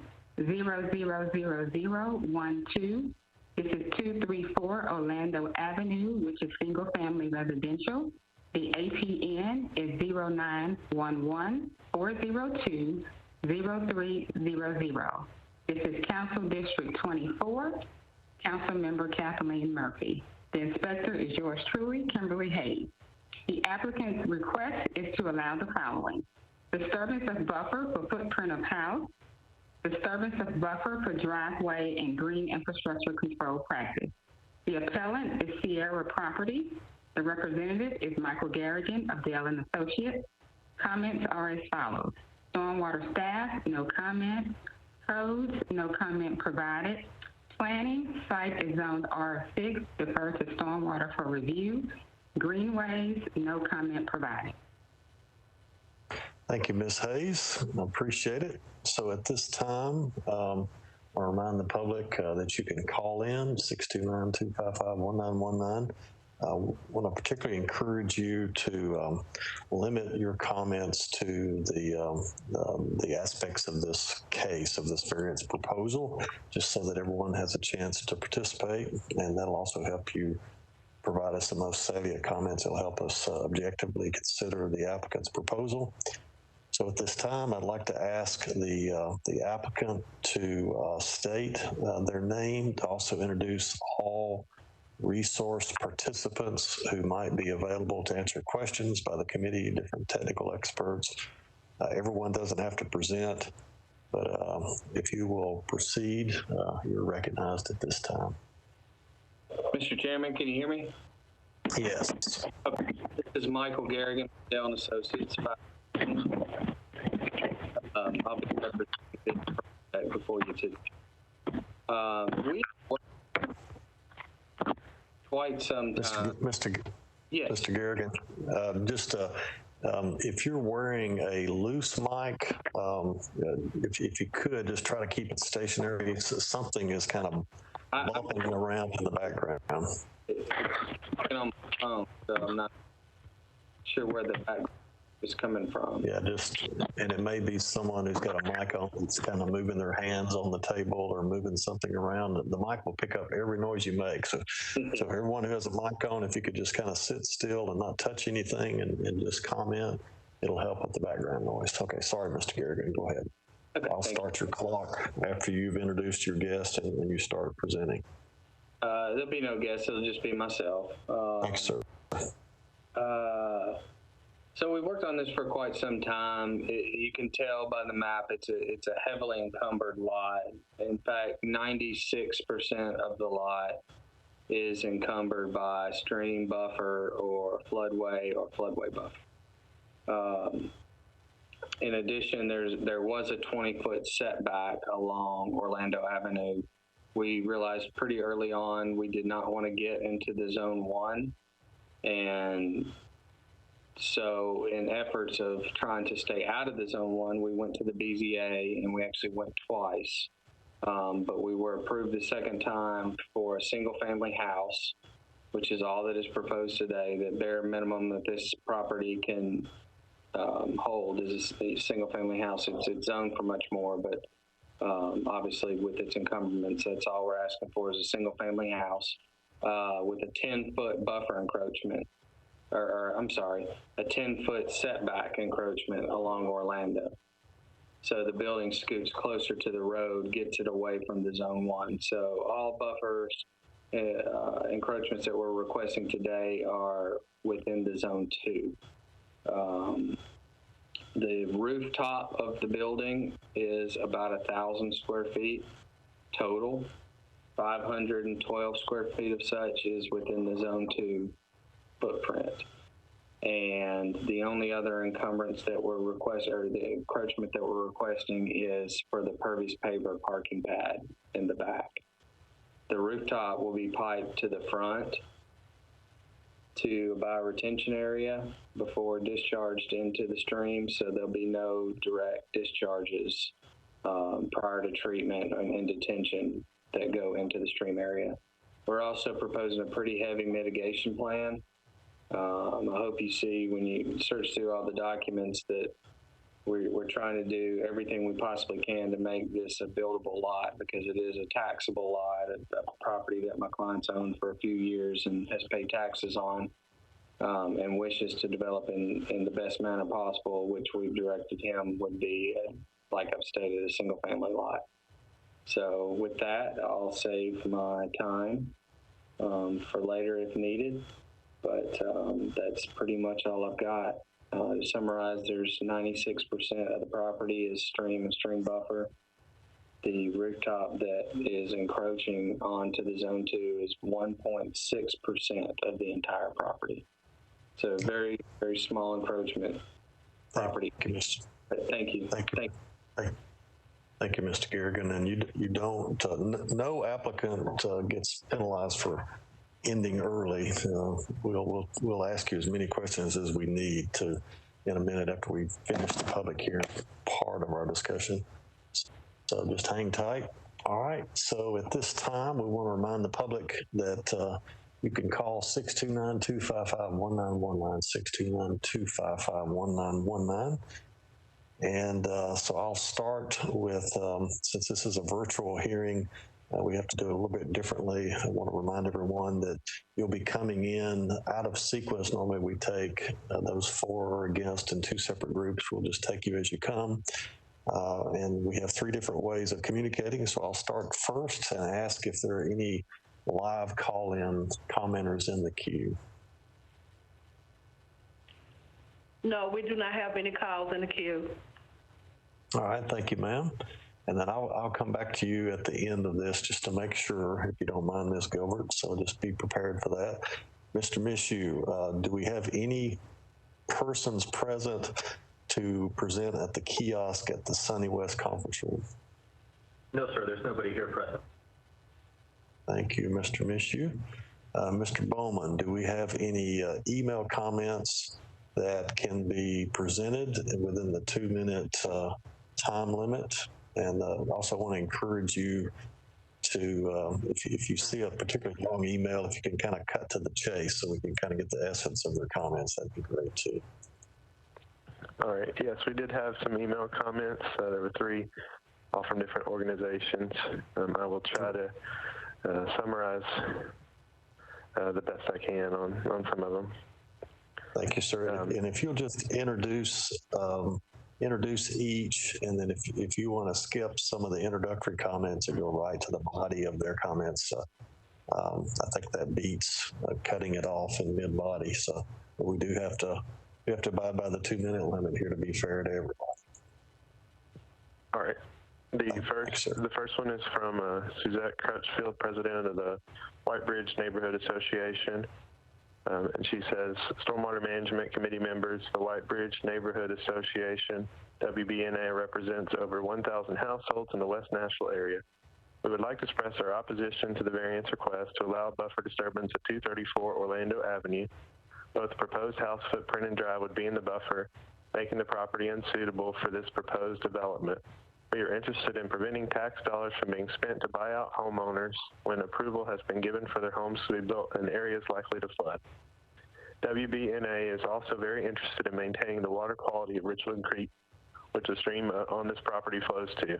Thank you for your consideration, Suzette Crutchfield, president of the White Bridge Neighborhood Association. Thank you, Mr. Bowman. The next one we received was from the Harpeth Conservancy. Harpeth Conservancy writes to join in and endorse the comments filed by Ms. Monette Rebecca. HC is a science-based conservation organization dedicated to clean water and healthy ecosystems for rivers in Tennessee.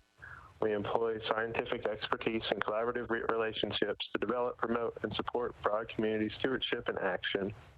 Supported by a broad network of volunteers, donors, and professional staff, HC has expertise in a range of disciplines, including water quality science, environmental and conservation law and policy, sustainable land use planning, agriculture best management practices, volunteer and community engagement, and others. HC uses its expertise and relationships to develop solutions inclusive of the people who live and work in Middle Tennessee and the entire state. HC builds broad stewardship and shared responsibility for streams and rivers in our communities that are vital for the state's economic well-being and quality of life. As you may be aware, Ms. Rebecca is the former, recently retired executive director of the Richland Creek Watershed Alliance. With Ms. Rebecca's retirement, HC has assumed RCWA's focus on the environmental sustainability of Richland Creek Watershed, dedicated to providing action and leadership for long-term restoration and preservation of Richland Creek's ecosystem. Ms. Rebecca continues her work as a consultant to HC. Sincerely yours, Harpeth Conservancy by James M. Redwine, Esquire. Thank you, Mr. Bowman. We got a third one? Yeah, the final one was from Ms. Rebecca, Lynette Rebecca. Hers is long, so I will try to summarize. Okay, thanks, sir. She says, I write in opposition of the case which is requesting a stormwater variance at 234 Orlando. This property is currently undeveloped and borders Richland Creek and a tributary. I'm very familiar with the area and tributary and live within 1,000 feet of the property. Their first point is that there's no hardship. In many years of conversation I've had with Metro Stormwater officials, this property would be considered unbuildable. This perfect case for purchase by the city for flood mitigation and conservation. In July, the applicant acquired a BZA setback variance. During that hearing, the applicant stated it would be taking of his property that he couldn't develop on the property. His rationale was that he was unaware of new flood maps, January 5th, 2017 flood maps. Metro GIS indicates the area's flood zones. Flooding in the area is well known and documented with maps from the city, state, and federal agencies readily available for many years. It is the responsibility of a purchaser to do their due diligence before investing into a property. This is not a unique hardship. Properties where tributaries drain to receiving streams are naturally inundated during a flood. There are 2 Richland Creek tributaries behaving similar on 4 properties of Orlando, 234, 36, 304, and 306, as shown in Figure 1. And of course, there are many more waterways with the same hydrologic behavior in Davidson County. The next point she makes is that new development on undeveloped floodplain displaces water 2 to 6 times more than it would on developed land. Pervious pavers in floodplains are not beneficial or recommended. And climate change, we have been warned. Bottomlands and river corridors have functions and a purpose. Loss of aquatic species and protecting clean water, cause and effect from the development, and approval of this request would set a precedence. Respectively, Ronette Rebecca, 320 54th Avenue North. All right, thank you, Mr. Bowman. All right, so since I am aware that we have several, at least 2, maybe 3 council representatives who've asked to be recognized as panelists today, I'm now going to open up the public hearing for them to share comments, and I think it'd probably be most appropriate if we started with Council Representative Murphy, since it is her district, and then we'll proceed from there. Is that correct, Council Representative Murphy? Thank you. Yes, I am actually speaking, I guess, on behalf of the neighborhood and myself today, and Council Lady Allen is the councilwoman in theory, because I did not want it to look as a conflict. Okay, that is certainly noted, and I apologize for getting that wrong. So, but you are recognized as a private citizen. Okay, I didn't know if you wanted her to go first, or I can. I'll go ahead and I'll try to be quick. I've lived at 231 Orlando Avenue for about 13 years now, and so I have been there through watching this creek through very different iterations. When I first moved in, it was a novelty type of thing, loving to see the creek fill up. Typically after it rains, about 20 minutes later, it sounds like all of the faucets in my house have been turned on, and I would rush out and see lovely clear water coming through the creek. Shortly in the following years, as development grew on the other side of White Bridge Road, behind Furniture and Kroger's, the water increasingly became darker, muddier, murkier, and started to actually erode away the creek bank. And so while I am on the other side of Orlando Avenue from this property, my bank has increasingly eroded away. It was severely widened after the 2010 flood, and it still routinely floods and jumps out of its creek bank at least 30 to 40 feet on a regular basis. I apologize for not having pictures. If you know, I've had hip surgery recently, and my house actually had its own little personal flood of a water pipe bursting. So I'm not as able to send those to you. But about 2 weeks ago, when we had a heavy rain, probably about, earlier in August, the water cascades onto the property in question, 234, from all angles. It comes from what you see on your screen right now is the big white building. That is a dialysis center right now, and water cascades from that property onto 234 Orlando Avenue.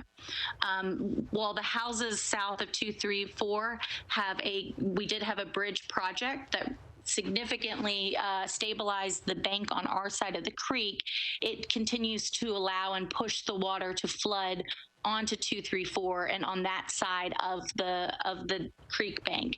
And so while I was over there walking the property after a rain, I mean, it easily has 2 of water just sitting as it rushes down to the creek. And when I say rush, I mean there are times, at least in my backyard, that I've seen we joke that it's whitewater rapids and you could canoe down it. So more to the requests here. If you look back, the buffers and the stream buffers that are here have actually increased over the years. The recent FEMA flood maps have more defined them and increased them. And I can only believe that as development happens on the other side of White Bridge, that the buffers will too expand. While, like Monique Rebecca explained, the applicant had argued in the past that not allowing them to build here is a taking by Metro government, but really, in fact, the rain and the creek here are acts of God and not Metro that render this property difficult to build on. There still is a building envelope here, and I had previously, and the previous council member, been submitted plans and proposals to build on this that would not encroach on the stream buffer. In fact, we abandoned the right-of-way that was the old Lenox Avenue for these two properties, 234 and 236, but they had the caveat that it could not be used for residential. So by their acceptance of that right-of-way, they in fact limited themselves to their building envelope, even though one still exists. So I also wanted to quote that the previous council in 2018, bill number 2018-1157, we specifically passed legislation regarding buffers around Cumberland River. And so I think it's probably time to revisit that and see what we need to do around our creeks and streams. But quoting from that, it basically said, by allowing residential structures to be constructed in high-risk areas, such as this one, and adjacent to floodways, puts additional lives at risk, especially in areas already known to be in high risk. Further, the Stormwater Management Manual requires the provision of a Zone 1 buffer, and this request still has the structure coming right up to the very line of the buffer, and it puts a significant amount of concrete and building material in the Zone 2 buffer. If you look at the layout that they have, I think common sense tells you that it's likely that a bedroom could be in this Storm 2 buffer. I don't know about you, but I don't think that is a safe or good idea to have people sleeping in a stream buffer. FEMA monitors the construction in and around floodways, and if this committee allows for floodway buffers and stream buffers to be encroached by development, we are putting our local flood insurance program at risk. And as such, legislation filed, as I already mentioned, 2018-1157, to make the Zone 1 buffer a total no disturbance zone along the Cumberland River. That legislation was actually held up in court when it was challenged. And that legislation was predicated on the same exact process that this application is trying to use today, which they went to the BZA first to move the building closer to the road and then came to the Stormwater Committee. They were first denied at the BZA because the BZA said they should come to Stormwater first. Then the applicant changed the development to a single-family home and claimed that Stormwater staff said they had to go to the BZA first. That is yet to be confirmed to me by the BZA staff as to the truth of the applicant's statements at the BZA. Again, I think that the hardships on this property are well known, have been seen. This was sold at auction a few years back, this property, and I don't think you need to be an expert or an engineer or a stormwater professional to see that this would be problematic and you would have difficulty developing it. And so these variances requested would solely be at the financial benefit of the property owner, while creating more damage potentially for people downstream, but also upstream. Well, the water will flow by my house and go past this property causing more water to come into the stream could potentially back up and endanger and potentially damage the bridge project that Metro put into place. So in closing, again, about 50% of this building remains in the stream buffer. I think that is completely unacceptable. If it was just the permeable pavers for the driveway, that is something that I think the neighborhood and I would consider and could either not have opposition or be supportive of, the way we were to the property north of here, 236, that y'all approved about a year or two ago. Again, I just suspect that the storm buffers will get worse, and I think that we would be doing more harm than any good to approve this application here today. And I'm happy to answer any questions and go into more detail of how exciting my creek is, if you have any. Thank you, ma'am. Appreciate that. All right. So I want to, I think that did work out accidentally better, since we consistently followed the sort of train of thought of private citizens who happen to be council representatives to comment on this. So Representative Berkey Allen, if you'll accept my apologies for not at least giving you first dibs as a panelist, I'll certainly offer that, but you're recognized now if you need. Thank you. I accept your apology, and please let me know if my audio quality is bad. I can put on a headset, but if it's working out okay, I will continue. You sound fine. Great. I think we're good then. So I appreciate the opportunity to serve as sort of the impartial council member, as I was invited to be. I have attended meetings of the White Ridge Neighborhood Association and heard their reasons for not being supportive of this, as you have. I do appreciate the fact that the owner has been willing to meet with neighbors and has tried to make changes to make it more acceptable. However, there is no question that it's hard to claim a hardship that could not have been anticipated. I mean, the unique characteristics are similar to other lots that are clearly shown. So I'm confused on how they can make a claim that they could not have anticipated that hardship. And if you look on the metro planning maps, which clearly show both the buffer locations as well as the contours, you see the same pictures that we're seeing here with regard to where the buffer locations are, as well as the fact that this property is lower than the property at 231 that we've already heard about flooding from. And I've seen that water come raging through, so I have respect for what it can do. As a council member, I have many times voted to okay spending money, which ultimately is taxpayer dollars, to buy out homes in floodplains once it's discovered after the fact that that was a bad idea. And I have also stood with homeowners who innocently bought a home only to discover, the next summer during the first big rain, that their basement is filling up with water and that their electric panel and their air conditioning will need to be replaced, because the mitigation didn't serve in those circumstances that seem to happen multiple times during every summer. Mr. Mishu has been with me on a couple of those visits. And so I think we have those buffer zones for a very important reason. They protect both the city and the homeowners and future homeowners, and that unless there is a very good indication that they've elevated this home out of the path of where water would go under normal circumstances, I have a hard time being supportive of allowing this variance. Thank you, Council Representative Allen. Appreciate your presence and your comments very much. Appreciate your service to our community, most of all. Thank you. All right. So at this time, I'm gonna, as I promised, I'm gonna check back with Ms. Gilbert and see if we have anyone queued up in the online, in the telephone call-in system. Do we, Ms. Gilbert? No, we do not. All right, thank you. So with that, I'm going to close the public hearing portion of our discussion, and going to ask members of the committee to be thinking about their comments and questions. Going to take the chair's prerogative for a minute and just make a few introductory remarks.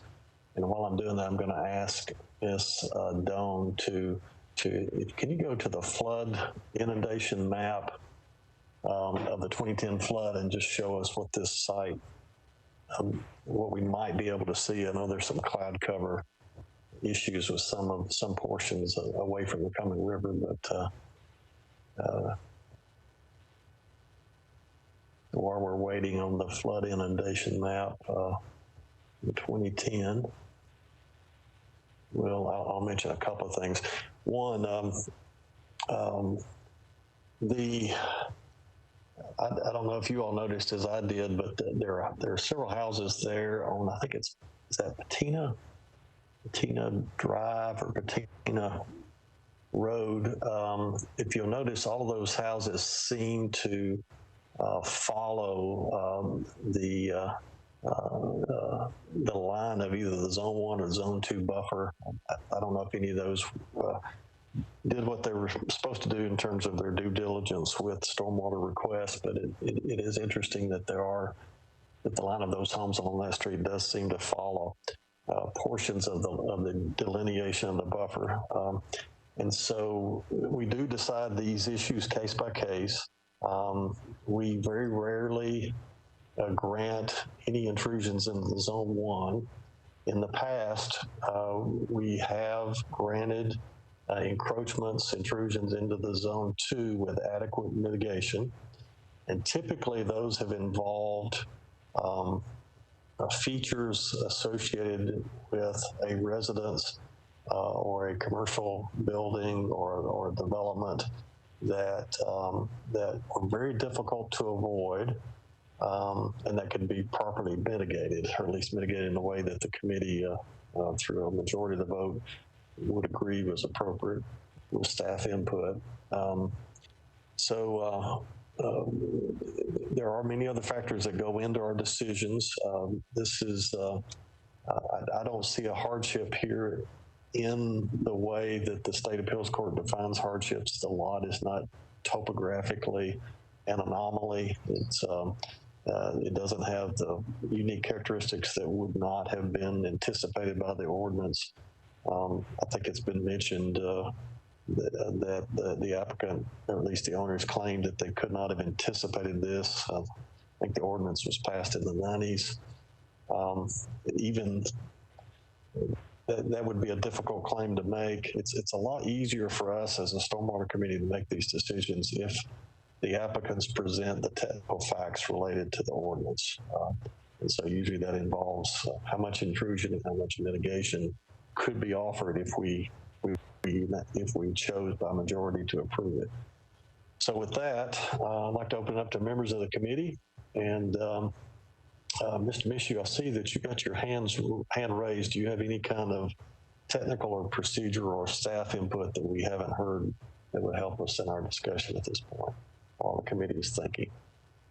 Yes, sir. I was just going to say that our flood inundation maps is probably not going to show anything here because this stream's a little bit too flashy and it will rise and decrease a little bit faster than, we'll just say, the Cumberland or Harpeth. So our inundation maps are really well on the Cumberland and Harpeth and probably not so well over here. Okay, excellent. All right, thank you. Just want to make sure we got that clarified since those issues were raised by several commenters. So, all right, or at least in terms of that particular flood event. Just want to kind of get that point off the table since we routinely bring up those images in other cases where those concerns are raised. So, Ms. Maddox, what is your input for us? We recognize.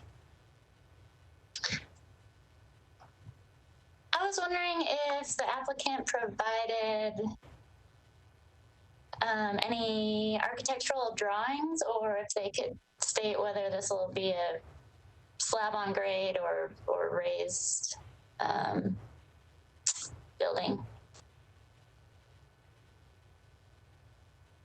Michael?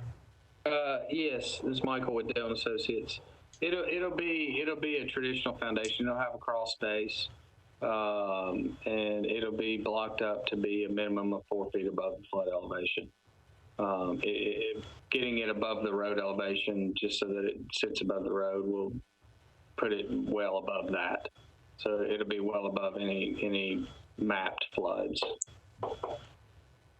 So Michael, along that same line, well, first, did he answer your question? Yes, I guess I have a follow-up question. Okay, go ahead. Is there a flood elevation shown anywhere? And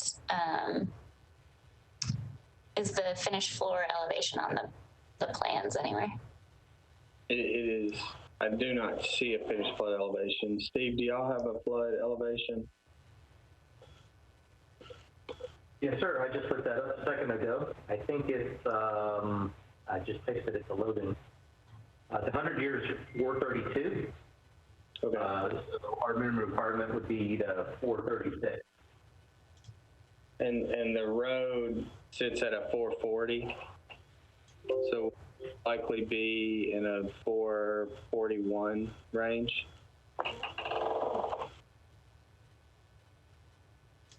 Or 5 feet above, the 4 foot above, basically 9 feet above the base flood elevation.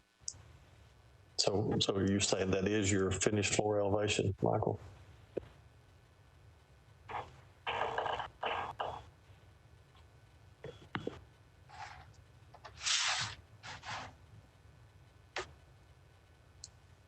Did you get that question, Michael?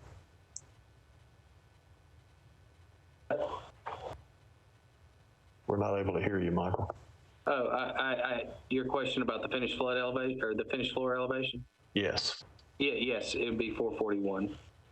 Okay. So it's a foot higher than the road, is what you're saying? Yes, sir. Okay. All right, Michael, can you address the mitigation details for us?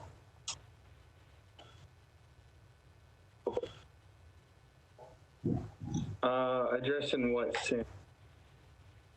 Details. Well, there's the landscaping besides the previous paving. Okay, there's the landscape plan that was provided. It proposes, bear with me for 1 second. Yeah, we're gonna need a verbal summary. Just a moment. It proposes 4 canopy trees along with 22, 42, about 80 shrubs. Sorry about that. That's all right. World of virtual meetings. So about 80 shrubs, 5 canopy trees in the area shown on the plan. The rooftop will all be piped into outside of the buffer to provide a retention area in the front set, the 10-foot front setback area, so that the rooftop will be completely treated and discharged prior to its discharge. Thank you, Michael. So I guess at this point, my concern, and I realize why you're doing what you're having to do. You've already pushed up as close to the road as you can get it. Normally, if the setback issue weren't so tight, we'd be encouraging an applicant to try to get as much of the structure out of the zone 2 as they could. This is a significant intrusion into the zone 2 to make the lot developable. And I guess that's my primary concern is that we're not necessarily obligated to, we're definitely not obligated to make lots developable. We've certainly had cases in the past where buffer constrictions have rendered lots completely undevelopable in terms of residential development.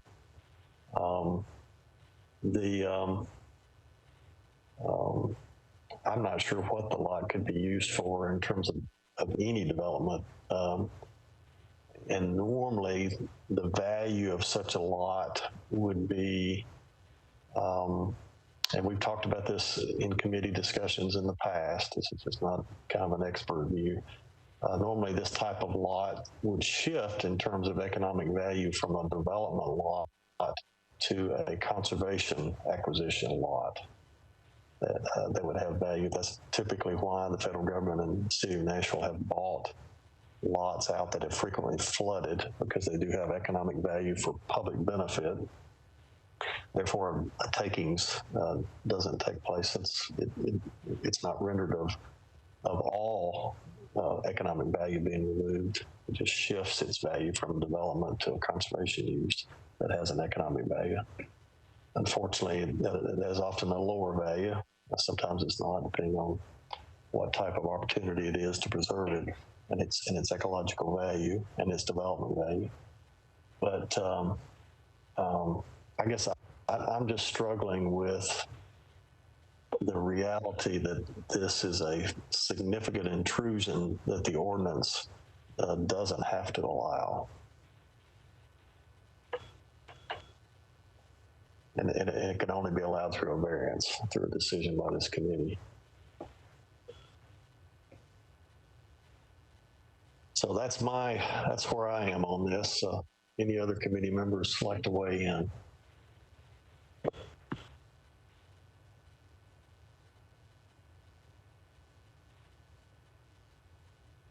Ms. Stokes. Yeah, I think, Mr. Barron, you could speak to, since it was mentioned by one of our community members about maybe they might be more interested in approving if, it was switched and so the permeable pavers were where the house was. So just for the record, if you could speak to why you did not consider that or push that forward. Why do you not shift the house to the north? I'm assuming the top of the diagram is north. It's right at the setback line to the north. Okay. Right on the setback line to the west, which is the front setback. So it's skewed in as much as it possibly could be. Could you request a different setback on the north? We did request, we requested 5 feet along the road, but that was denied by the Board of Zoning Appeals. And to speak to that was my decision to take it to we have to pick one. We either have to come to you guys or the BZA first. I chose the BZA first. So I knew you guys would want to see that we've done as much as we possibly could to get out of the buffers, which we have. And that's why we went to the BZA first. It was spoke to. I don't know who stated that anybody required us to go to the BZA first. But yeah, I've been on record several times saying that I think some of our setbacks actually hurt our buffers, and so I think you did do the appropriate thing by going to the BZA first. It doesn't mean that we should approve it, but it does give us more information.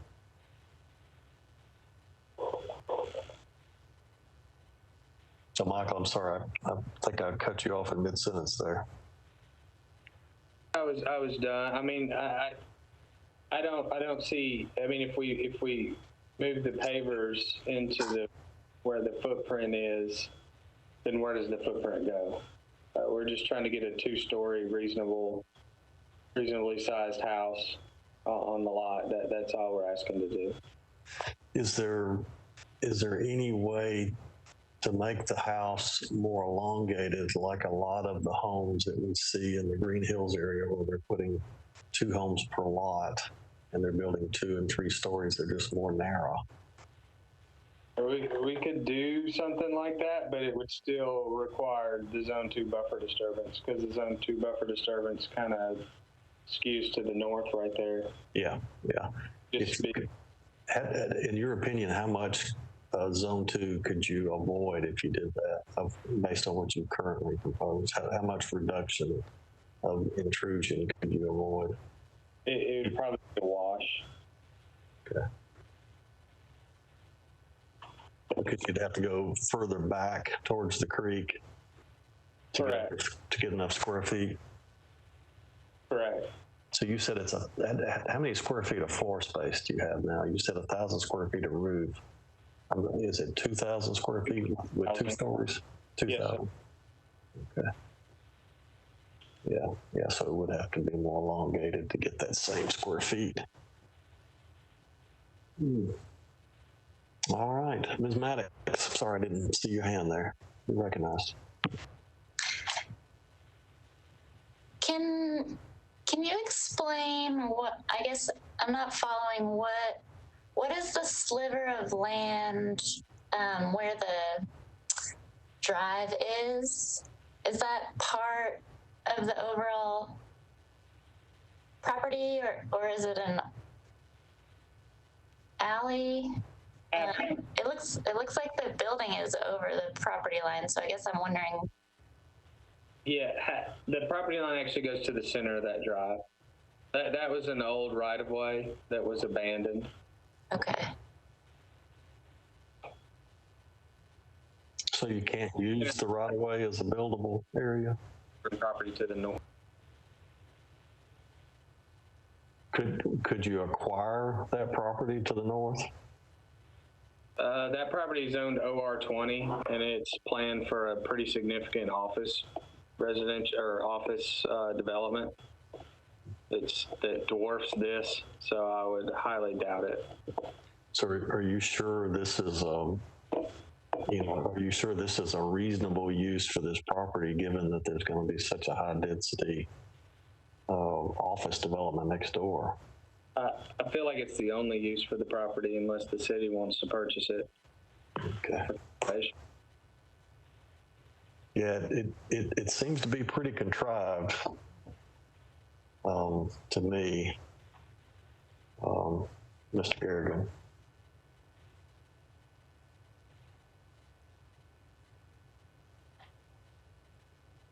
By that you mean?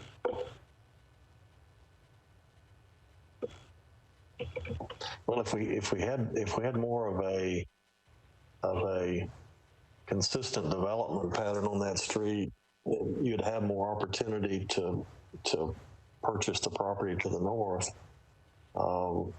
It wouldn't be constrained by sort of the transition in zoning, transition of land use from one intense land use type to a low intense land use type. So it just from kind of an urban planning perspective, it just seems.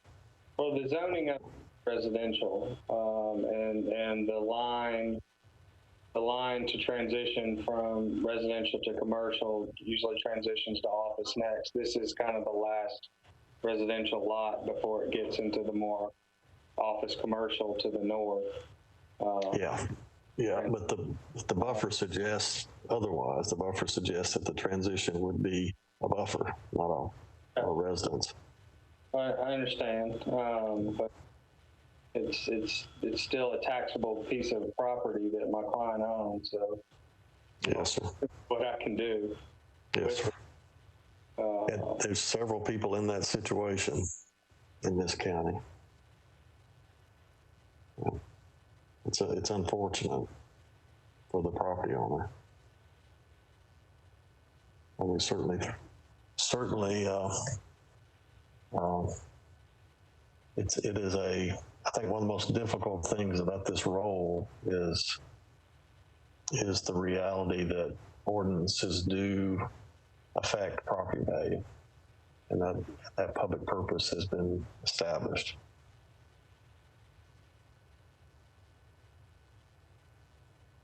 Yeah, I mean, just to go on the record, it was stated earlier that this could be a conservation piece that Metro could purchase, like they purchased other floodlights. If that were something that were presented to my client, I think he would accept it. It just hasn't been presented. Okay. Yes, and just and just to be completely transparent here, we've had cases come before us where the committee suggested that be pursued with a deferral, and in the particular case that I'm thinking of, the city had no resources nor political will to purchase the property, and the site and the variance was denied, and the landowner was left with the lot as a buffer. So just that's one scenario that I can recall. Now, that doesn't preclude a more proactive effort by your client to approach these stated parties who have an obvious conservation interest in the property, to see if they would be willing to negotiate with you on an economic transaction that might help the applicant recoup it. But I'd also have to say, I'm just one committee member stating this. I'm not speaking on behalf of the entire committee because we haven't voted on this decision yet. So with that, we'll let Mr. Kerrigan think about that for a minute. Do any other committee members want to weigh in on this and just kind of let us know where you are at this point?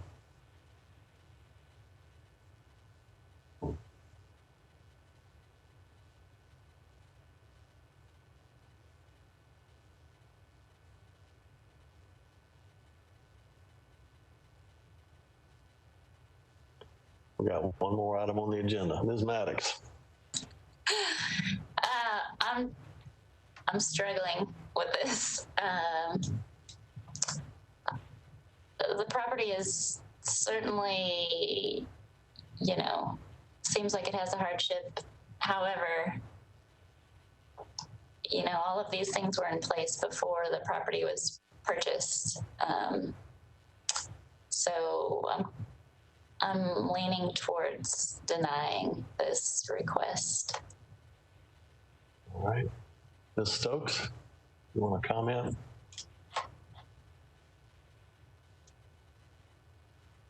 Yes. Yeah, I have a very similar view. At this point, I would deny the variance request for the reasons that it seems like the issues were known and certainly could have been anticipated on the property. We have, to my knowledge, for the time I have served on the committee, typically not supported and approved that kind of amount of encroachment into the Zone 2 buffer, and it just seems a little bit, kind of knowing what the other plans are, maybe not the best use. So. Okay. Ms. Taylor. Yes. Adams Taylor. Yes. I'm feeling the same way. We have not in the past granted these type of variances. I don't want to set a precedent now. We have really tried to stay the course of what's granted, and as my colleagues and board members have stated, this was knowledgeable, this was known prior to. So I'm leaning toward not approving. Okay, so do we have a motion? We appear to have a consensus. Ms. Stokes. I will make a motion to deny the variance request as presented. All right, motion been made to deny. Ms. Maddox, you're recognized. I'll second the motion. All right, motion been made and properly seconded to deny the variance request. Is there any further discussion? Seeing no electronic hands, we'll proceed with a roll call vote. I'll start with Ms. Stokes. How do you vote? Yes, in favor of the motion. Mr. Dell abstains. Ms. Maddox.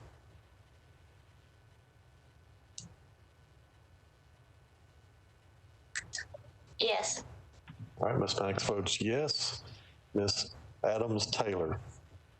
Yes. All right.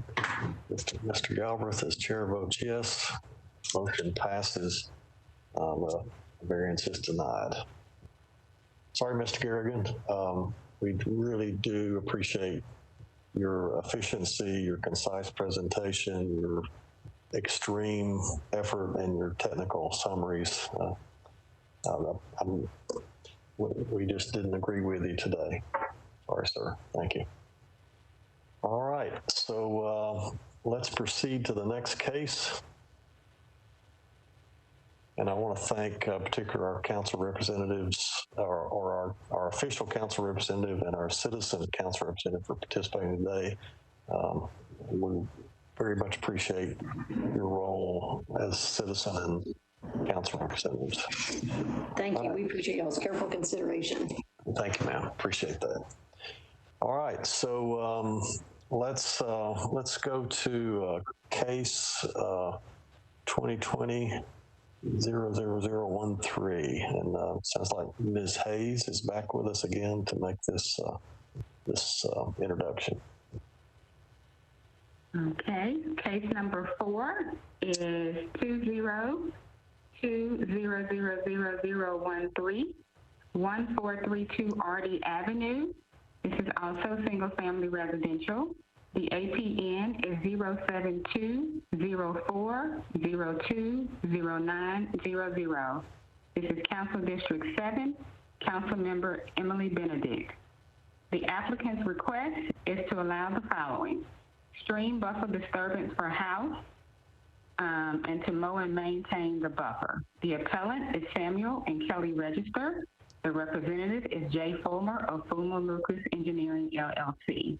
The comments are as follows for stormwater staff. The applicant should vary the mitigation trees so that no species compromises more than 20% of the total. The no-mow area should be identified and the buffer sign should be placed along the edge.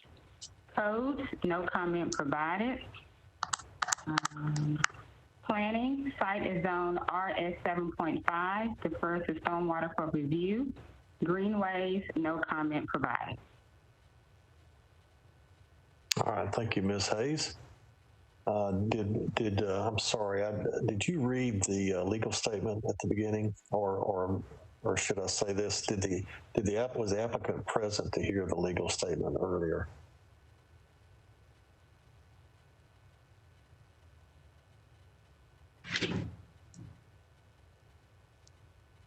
Who's representing the variance request today? It's Jay Fulmer. This is Jay Fulmer, and Sam Register's on the line too. He is the owner, and he was going to be making the preliminary presentation. Did you hear the legal statement earlier? We did. Okay, good. All right.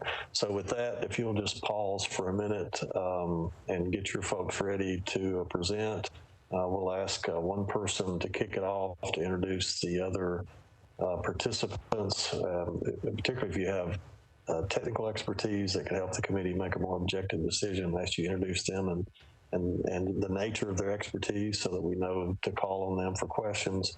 And but before that, I want to mention to the general public that they could call in at 629-255-1919, 629-255-1919, and provide live call-in comments on this matter. So with that, I'll open it up to the applicant. You have 10 minutes after you introduce yourself and your guest experts, and then we'll open it up for public input, and then we'll proceed with the committee discussion. Applicant, you're recognized.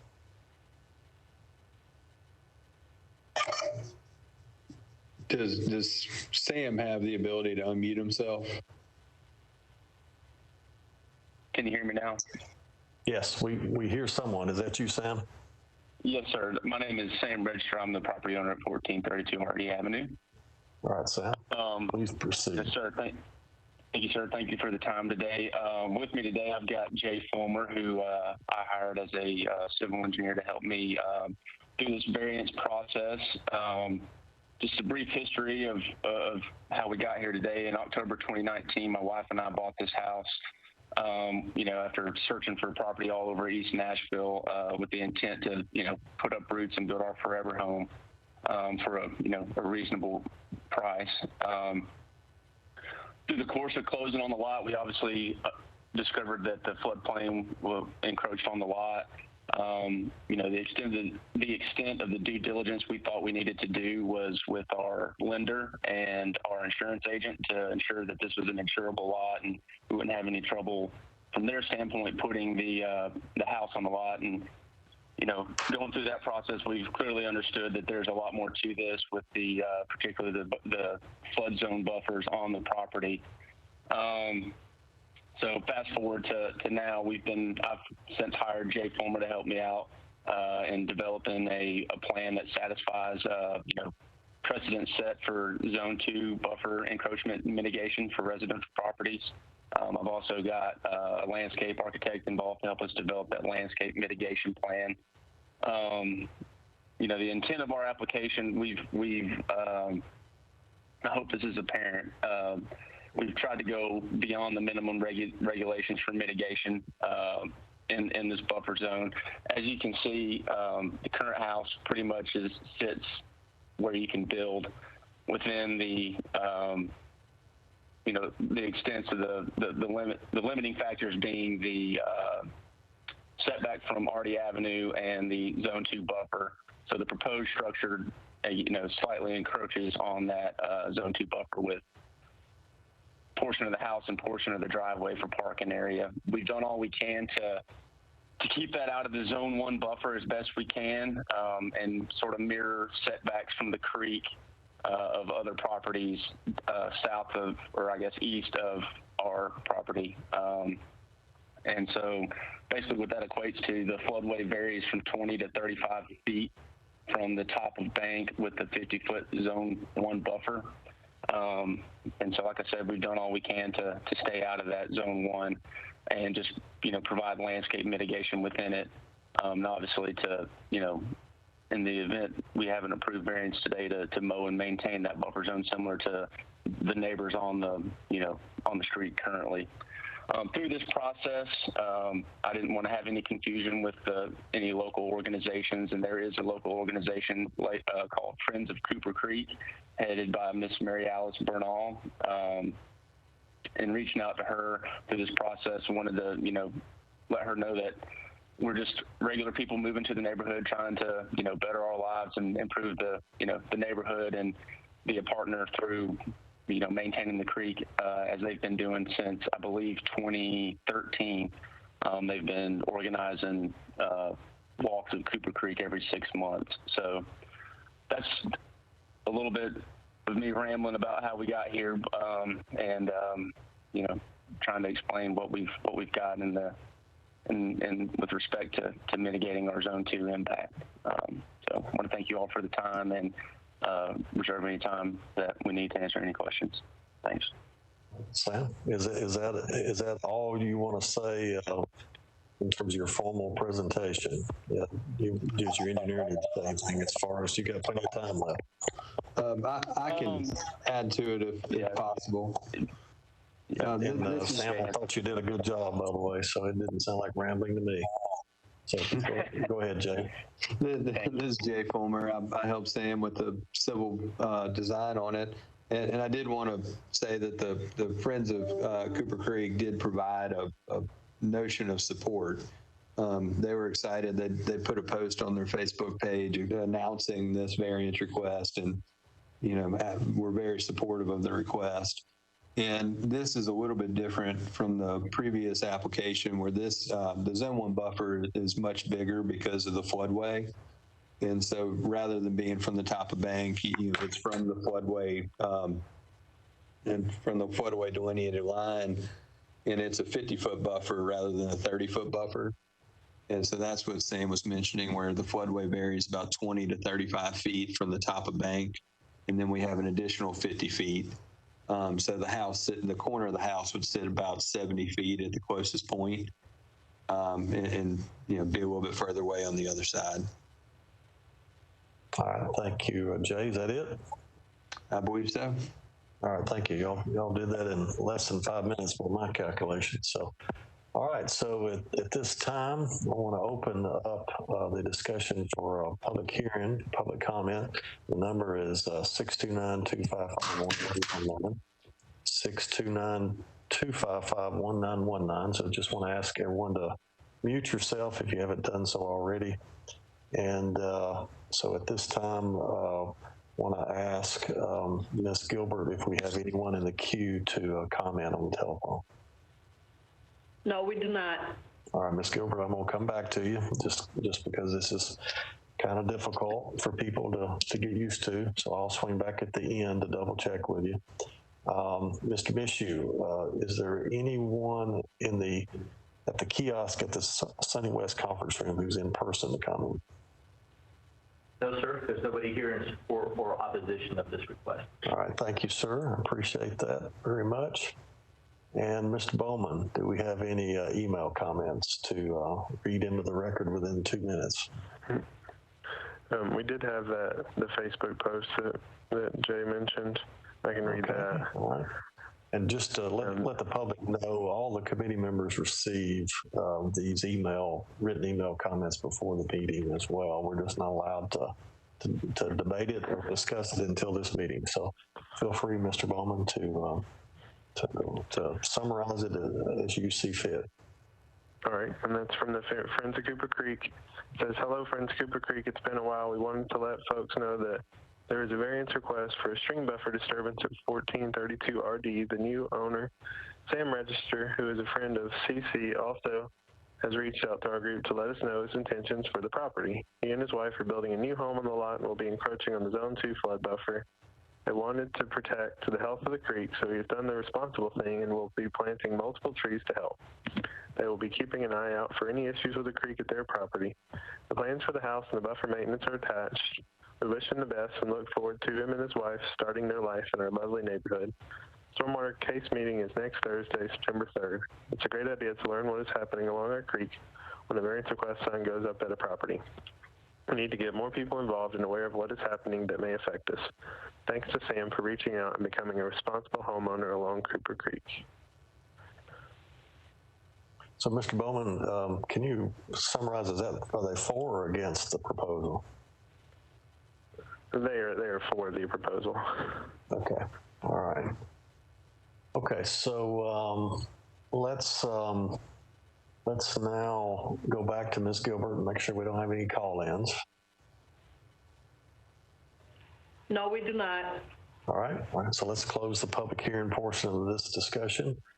And let's open it up to members of the committee to be thinking about what they want to say and what they want to ask. And I will take some chair's prerogative and just make a general comment or two and then ask a question or two while other committee members think about what they want to ask. But one thing I just realized that I may have forgotten: do we have a council representative present? Anyone? Thank you, Chair. It's Councilmember Benedict. Yes. Okay. Yep. I'm very sorry. Yes, ma'am. I just saw your name, so I'm going to open the public hearing back up for you to comment, and if you could comment as succinctly as possible within a couple minutes, we appreciate it. But I'll give you a little latitude. Absolutely. No, I will be quick, and thank you so much for the recognition and for the work that your committee does. This is I have not spoken with the applicant here, but certainly it sounds like a good plan. I'm very interested to hear what you guys think. And then the concerns that I have is that we are submitting right now, actually, through the planning department, an expansion of the UZO. And it would include this property and RD Avenue altogether. It is a relatively narrow street. Many of the homes don't have a driveway, so I'm glad to see a driveway on these plans. And so one of the concerns that I have is that we will be getting sidewalks as development occurs. So I just want to make sure that the setback will include the plans for a sidewalk and make sure, I know that's a little bit outside of your wheelhouse as far as the setback goes, but if that would change the position of the house on the lot, the buildable footprint, I just would want to make sure that I understand that and what impact that would have to the floodway or the buffer zone in the back. So those are my concerns, and I look forward to hearing from the committee. Thank you, Council Representative Benedict. We very much appreciate your presence and even more so appreciate your service to our community. All right, did I miss anyone else with the Metro Council who are here? Okay, not seeing any. So, Mr. Dale, I'll get to you in just a second. I see your hand. Can we put up a photograph of this site that involves satellite imagery that delineates the Zone 2? Okay, there it is. All right. Can somebody clarify me where the Zone 2 boundary is in their proposed development plan?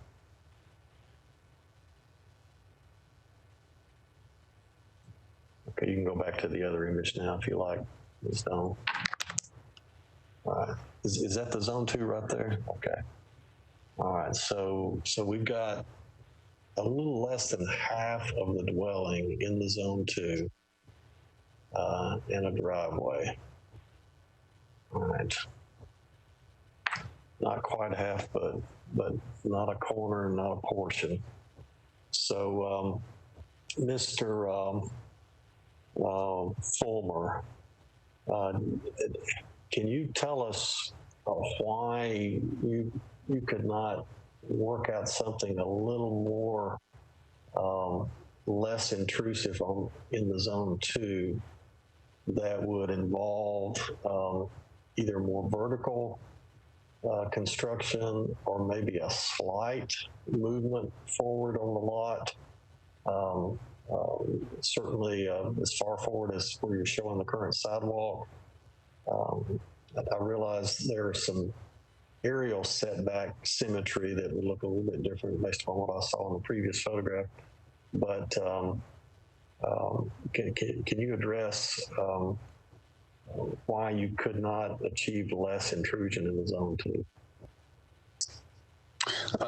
Right now, it's pulled as far forward as the contextual setbacks allow. And so we're matching what all the adjacent houses are in the rhythm of the street. Did you consider approaching the authorities to get a slight adjustment that would still be contextually appropriate?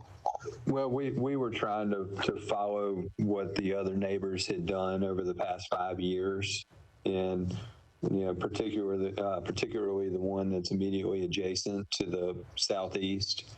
They go significantly further back into the zone 2, which doesn't mean that everybody should, but we were trying to leave as much of the front contextually comparable as possible.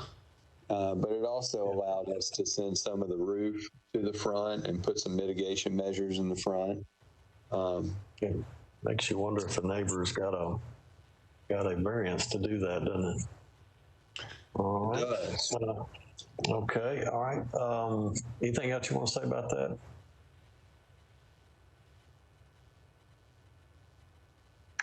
No, that was the only restricting factor. All right. Mr. Dale, you recognize us. Thank you. So what is the property owner's name? The owner here? Sam Register, I think. Sam, okay. So I have a question to the property owner. So when you purchased this lot, can you explain to me what process you went through to make sure that, you would be able to build on this lot in the future? Yes, sir. We noticed the floodplain looking at the GIS map, and that was a concern. We worked with before we closed on the lot, we reached out to our lender as well as our insurance agent for a flood zone determination, I guess, for insurance purposes. Was there going to be any hiccups in financing or securing insurance for the lot? And my lender came back and said there was no issue, and my insurance agent stated that I would not have to carry mandated federal flood insurance. And unfortunately, I just was not aware of buffer zones and things of that nature.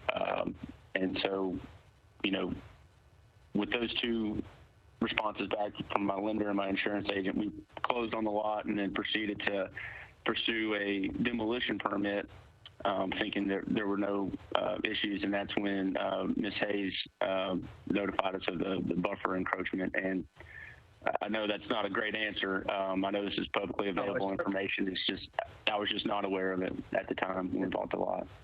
It's exactly what I wanted you to say. So let me ask staff, and maybe Steve Mission can do this. Can you show us online today something? I see that, this Metro, your ARC map, the general public doesn't have access to that. Can you show anything to me that the general public would have access to, reasonable access to, that shows the buffers?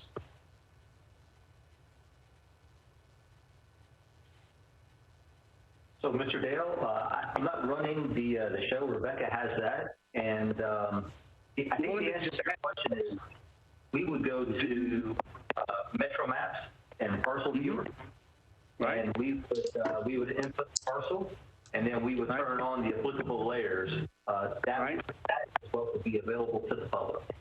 Right, but in those layers, there's no layer that shows a buffer. What you might see under the adopted character policy manual, a green area that just shows conservation. But this is just my perspective of this, is that if Metro's going to enforce buffers, then I think it's incumbent upon Metro to identify those when a property owner comes up, like this one, so that he has some reasonable ability to determine whether he has a problem. And I don't think we've gone to that extent. The ArcViewer shows that, okay? I just don't know that the public quite understands this. So is that the stormwater? So the image we have up now, Mr. Dale, that Mr. Mishu refers to is the Metro Planning Department's GIS mapping system. And so, Mr. Mishu, can you explain for Mr. Dale and the rest of the committee's benefit what we're looking at? Are we looking at a toggle on, toggle off version of the regulation buffers, and does it delineate between Zone 1 and Zone 2? Yes, sir, it does. The different colors, I think, is what you see. You actually see we'll start from the street side and going into the property. I think what Rebecca's showing is the property is highlighted. And then as you go into the property, you have the hatched line, and that's, I think, the 500-year. And right slightly inside of that would be the 100-year. And as you get into we'll just say dark blue, that would be the buffers that you're looking at. It is available to the public. Whether the public knows about it or knows how to operate or knows how to interpret, I cannot answer that. But it is available. I'm pretty sure these maps have almost everything that our internal GIS has, except for maybe water, sewer, and storm systems, as that is not available to the public. So the dark blue area. Go ahead. So the dark blue indicated on this layer, is it both Zone 1 and Zone 2 combined?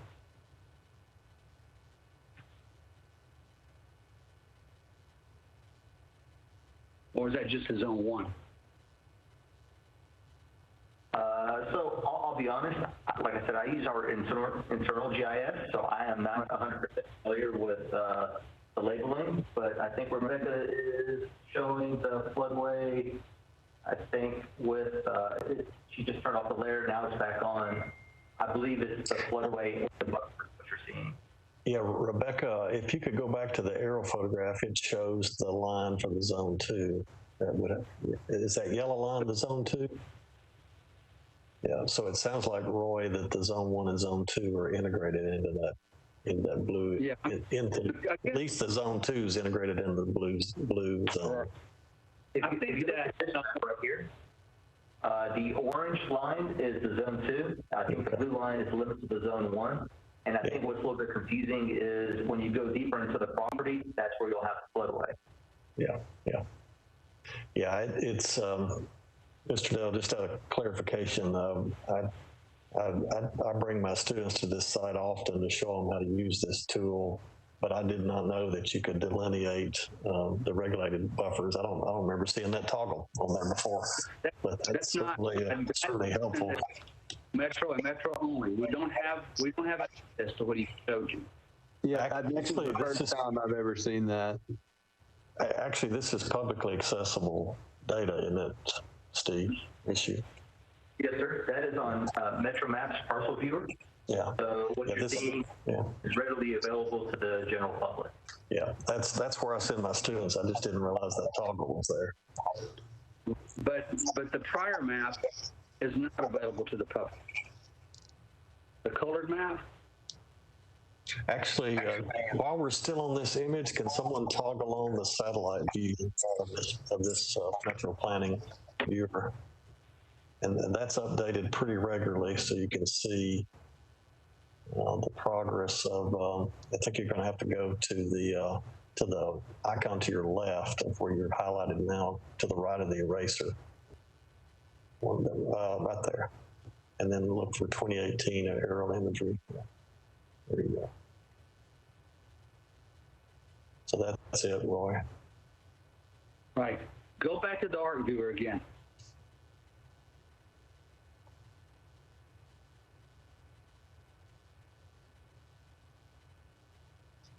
That, from what I understand, is not accessible by me or you, Dodd, or any of your students. Is that correct, Steve?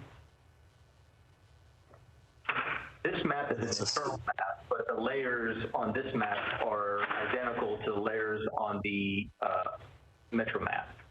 Okay, yeah, I'm saying there is more information available that the public or even the professional engineers or planners don't have access to. Well, I think you're saying they don't have knowledge of it, Roy, because they do have access to it. No, they do not. That you see right now, we do not have access to.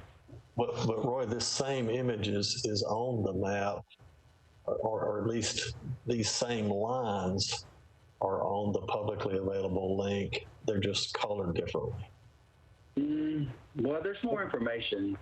All I'm trying to say, Dodd, is that, we seem to make these assumptions or arguments or subjective conclusions that a property owner should have known something and should have understood something. And quite honestly, this is very complicated. And I don't think everybody quite understands this. So you've got a property owner here that bought a piece of property. He went through a normal process, which I think any citizen would do that didn't have a high level of expertise. He talked to the purchaser or the seller of the property. He talked to the realtor of the property, his lender. He saw no reason why he could not do something on this. If he went to what you're looking at right now, I guess he might see a blue line. I'm not sure if he would even understand what that line even meant. So, that's sort of my comment in the beginning of this discussion, because I think it's noteworthy. Yeah. I agree.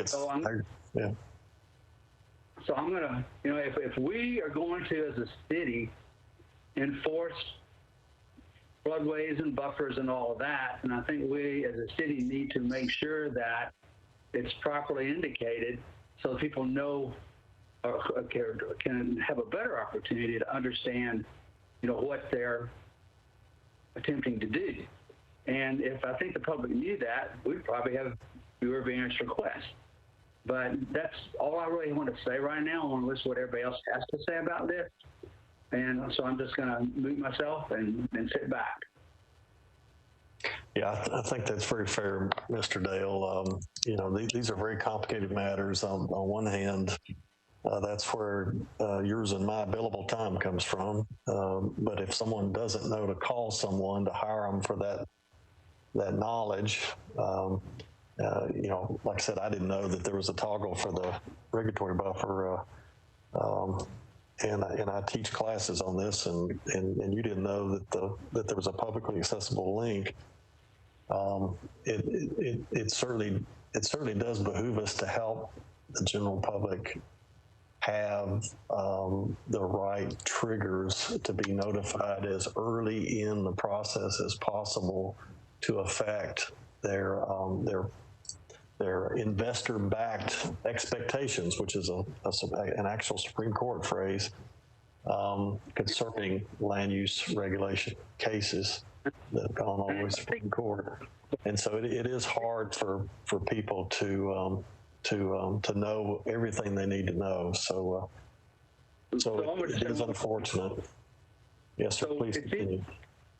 Magnified by the fact that someone goes to a piece of property, they see backyards that are mowed, they see buildings that extend well beyond the back of this building. There's really no logical reason why someone would even suspect that there are these buffers that we're trying to enforce. Thank you. Thank you, Roy. All right. So Mr. Foreman, if you'll hang on just a minute, we're in discussion with the committee right now, so I'll come back to you in just a minute. So let me let Ms. Maddox speak. Thank you, Dad. You know, I agree with what Roy's saying. We see this time and time again. It's always a single family homeowner that comes in and think they've done their due diligence, come find out they don't know that there's stream buffers. However, you know, to me, it looks like there's plenty of room that the house could be shifted towards the street. You know, and I know they're trying to meet contextual front setbacks, but I would just have a hard time approving this as shown. All right. Any other committee member? Ms. Stokes. I'd certainly like the applicant to speak to Anna's question, and then in addition to the stormwater staff had requested changes to the mitigation, and if the applicant could tell us if those comments were incorporated and addressed, that would be great. All right, Mr. Fulmer and stormwater staff, do you all want to weigh in right now?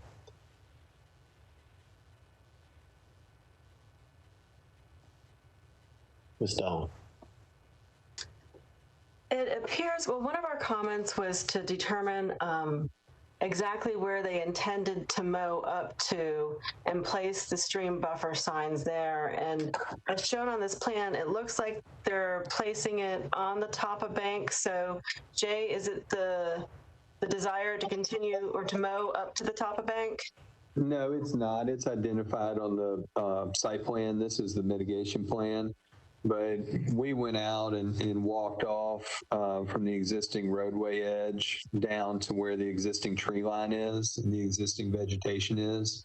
And that's what the cloud-looking line that says existing indigenous tree line to remain. And so we then placed the buffer signs on that tree line.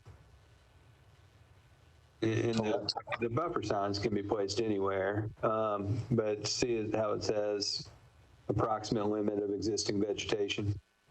So right now you don't have any mitigation proposed per se either, is that true? Well, we have additional plantings, and then we went above and we're sending all of the impervious area through one of the recognized infill practices. Rather than just the increased square footage of impervious area. But you're not necessarily extending the historic line of the current mature tree line. You're just making it denser. Is that fair to say? Well, all the proposed plantings will be in between the house and the existing line. They're not going to be put within the line. And so you can see how they're all shown, you know, on the house side of the cloud line that delineates the limit of the existing vegetation. Yeah, I guess from a water quality standpoint, and even from a water quantity standpoint, I guess the point we're getting to is that, you know, development triggers a no mowing requirement. And so part of your variance is to ask to be able to mow the zone 2. And so, you know, without any mitigation beyond the current boundary, you know, one could consider there's a bit of a net loss going on just in the zone 2 buffer. And then you add to that the encroachment of the building. So there appears to be a net loss of buffer benefits that could be gained here in new development. I think that might be a misunderstanding. It is currently mowed and maintained up to that existing tree line. And so that'll just be a continuation of the maintenance. Mr. Mishu, you want to comment on that? I think I saw your hand raised. I did. I only raised my hand because I think I overheard him say that based on the residential infill, he's required to do some sort of treatment for the new impervious. Yeah. But I think I remember him saying that they are doing what's required, but then they're going above and beyond on the requirement for the water quality for the imperviousness. And then I don't remember necessarily, but maybe Jay or Rebecca correct me. I'm not sure if the plantings they show in the back are existing or above and beyond for mitigation as well. Yeah, yeah. So, Mr. Fulmer and Mr. Register, you know, you've heard two committee members express, the chair and the vice chair, myself and the vice chair expressed concerns about accepting it as you presented it. And then we've just articulated several details about your proposal that we don't think are quite up to par with mitigation expectations, but it seems to be that your building footprint intrusion is the primary issue. We got a couple of options here. You know, we can proceed with more dialogue and get other committee members to weigh in. A consensus could build to either deny or approve. We're leaning towards denial right now, at least with two members of the committee. You can also request a deferral, which we can approve by motion to let you go back and try to rethink this, particularly since it sounds like you all didn't have adequate understanding of what you need to do to make your best case, particularly from the standpoint of the intrusion of the building. So you may have some flexibility with the BZA, and you may have some flexibility with mitigation. So you want to, but while you're thinking about that, let me recognize Mr. Dale. Thank you, Mr. Chairman. I want to make sure that the applicant understands I was not saying I'm in support of this variance as requested. I'm really not. Yeah. I just wanted to get into the discussion about buffers and how a property owner would have reasonable expectations to know that those buffers existed. Yeah. I think they're too aggressive on this plan. I think they do have the ability to utilize more of the property, and maybe requires a variances to do that, or use pervious pavements, or do many other different things that I think this becomes more acceptable. And the fact that, you know, it is a wide zone 1, I think that also comes, it benefits them as well. But I couldn't support the plan as currently proposed. I just want to make sure everybody understands that. Thank you. All right. So, Mr. Register and Mr. Fulmer, you now heard from a majority of committee members that are leaning towards disapproval. It's not an official vote. So, what are you thinking?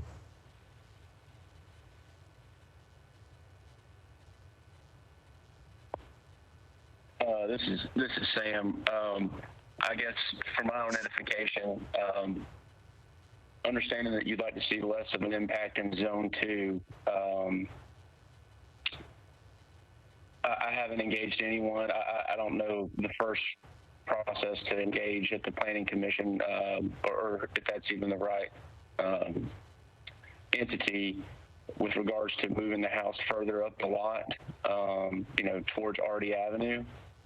My experience has been, you know, those overlays, it's just as arduous of a variance process maybe as the one that we're presenting to you now. So I guess that's a long-winded way of asking the question of, you know, if I could eliminate some of the pervious pavement in the Zone 2, maybe eliminating the driveway around the back of the property like it's currently shown, and then maybe see about shifting further up the lot. I just, that would be out of line with what's currently happening on the street with respect to the setbacks, and then, you know, as well as other impacts within the buffer zones up and down Artie Avenue along Cooper Creek. So I guess I'm looking for a little feedback on what's the best path forward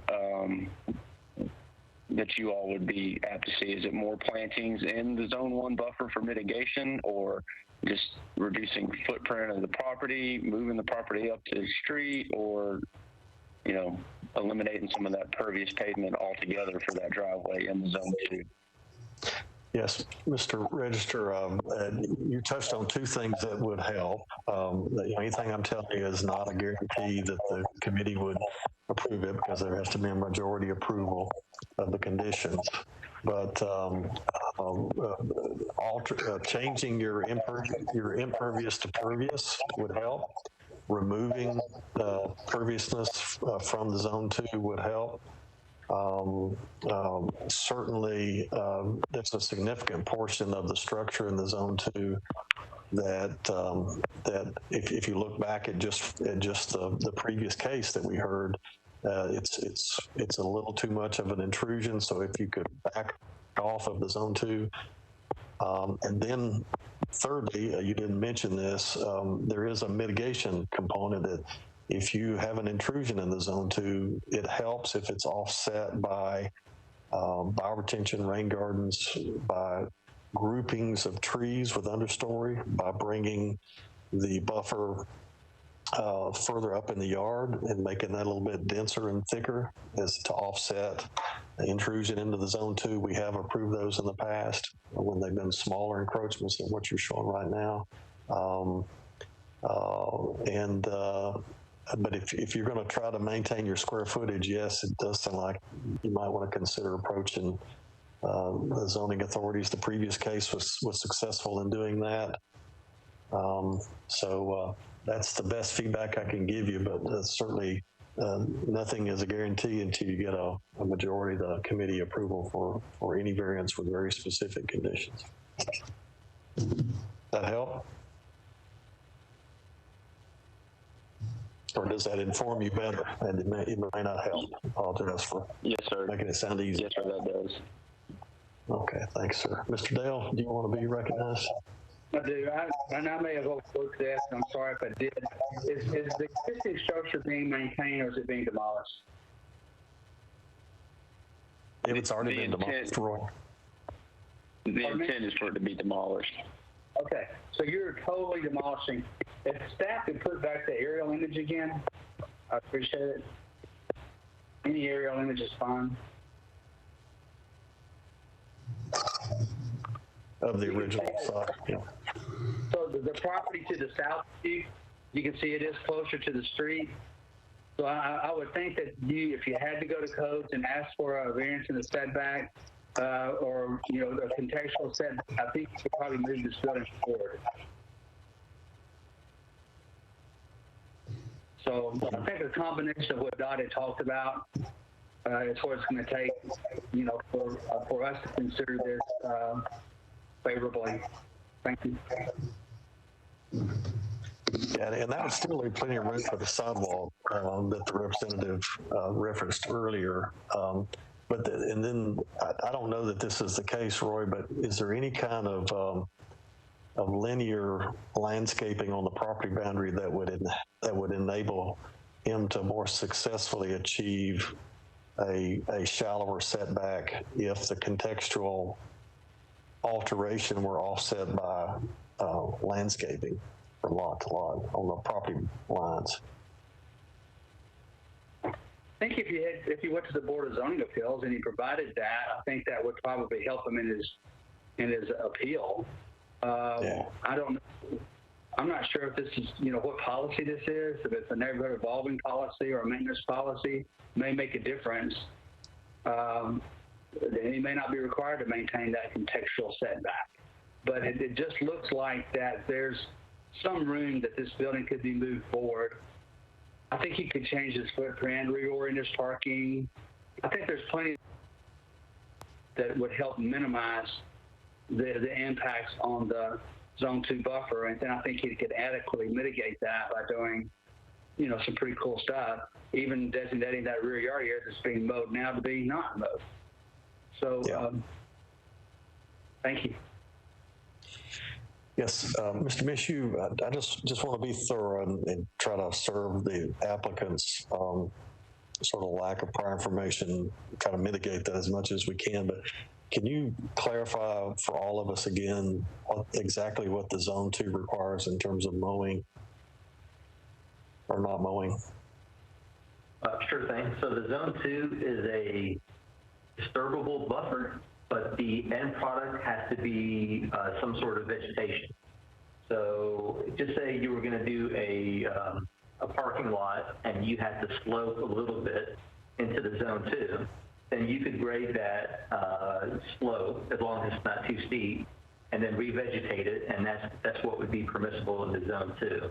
We wouldn't allow imperviousness, whether it's building or pavement, nor would we allow them to put a SDM, storm control measure, like a fire retention area, in there without a variance. Yeah, so that's right. It's a disturbable but a vegetated area.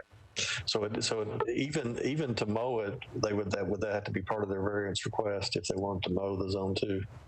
No, sir. The Zone 2 is a full area. That's what I wanted to make clear. So so Mr.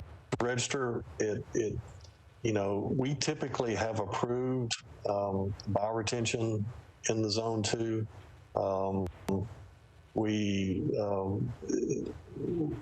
It sounds like that, if you can come up with offsetting mitigation, get pervious construction and driveways out of the Zone 2 as much as possible. If you did decide, that you wanted to have a portion of the driveway in the Zone 2, if it were pervious, that would help. But it sounds like getting your structure out of the Zone 2 is as much as possible. And if anything is left, an offsetting mitigation, preferably in the Zone 1 and probably potentially in the Zone 2, would be helpful. And then that fourth piece of potentially approaching the BZA with some lateral landscaping to offset some of the contextual alteration. It's the contextual thing is a visual thing, and if people are driving down the street and your landscaping is helping to mitigate the fact that you're a little closer to the street than everybody else, the context doesn't matter as much if it's not just out there for everybody to see and notice as being really odd and different. So that's the best. I think that's the best advice we can give you. This is certainly a lot more than we normally do. But in the case of a vulnerable private homeowner, not knowing as much about it as us professionals are exposed to, I think it's appropriate. So with that, does anyone have a motion, or Mr. Register, do you want to ask for a deferral? Yes, Mr. Chairman, I'd like to ask for a deferral. You want 30 or 60 days? 30, I think will be fine. Okay. Are you confident you can get feedback from the planning folks in 30 days? Maybe, yeah. I mean, I intend to start that process today. So at the very least, I can have some sort of informal feedback at a high level, and hopefully something more formal within that 30-day window. Okay. Well, if it doesn't work out, and we'll go ahead and vote on the 30-day deferral in case you can do it as quick as you think you can. If it doesn't work out, you really don't even have to show up. You can just submit a request to staff after it's posted on the agenda next month to ask for another deferral, and I'll certainly champion that with the rest of the committee. All right, we have a motion for deferral for 30 days.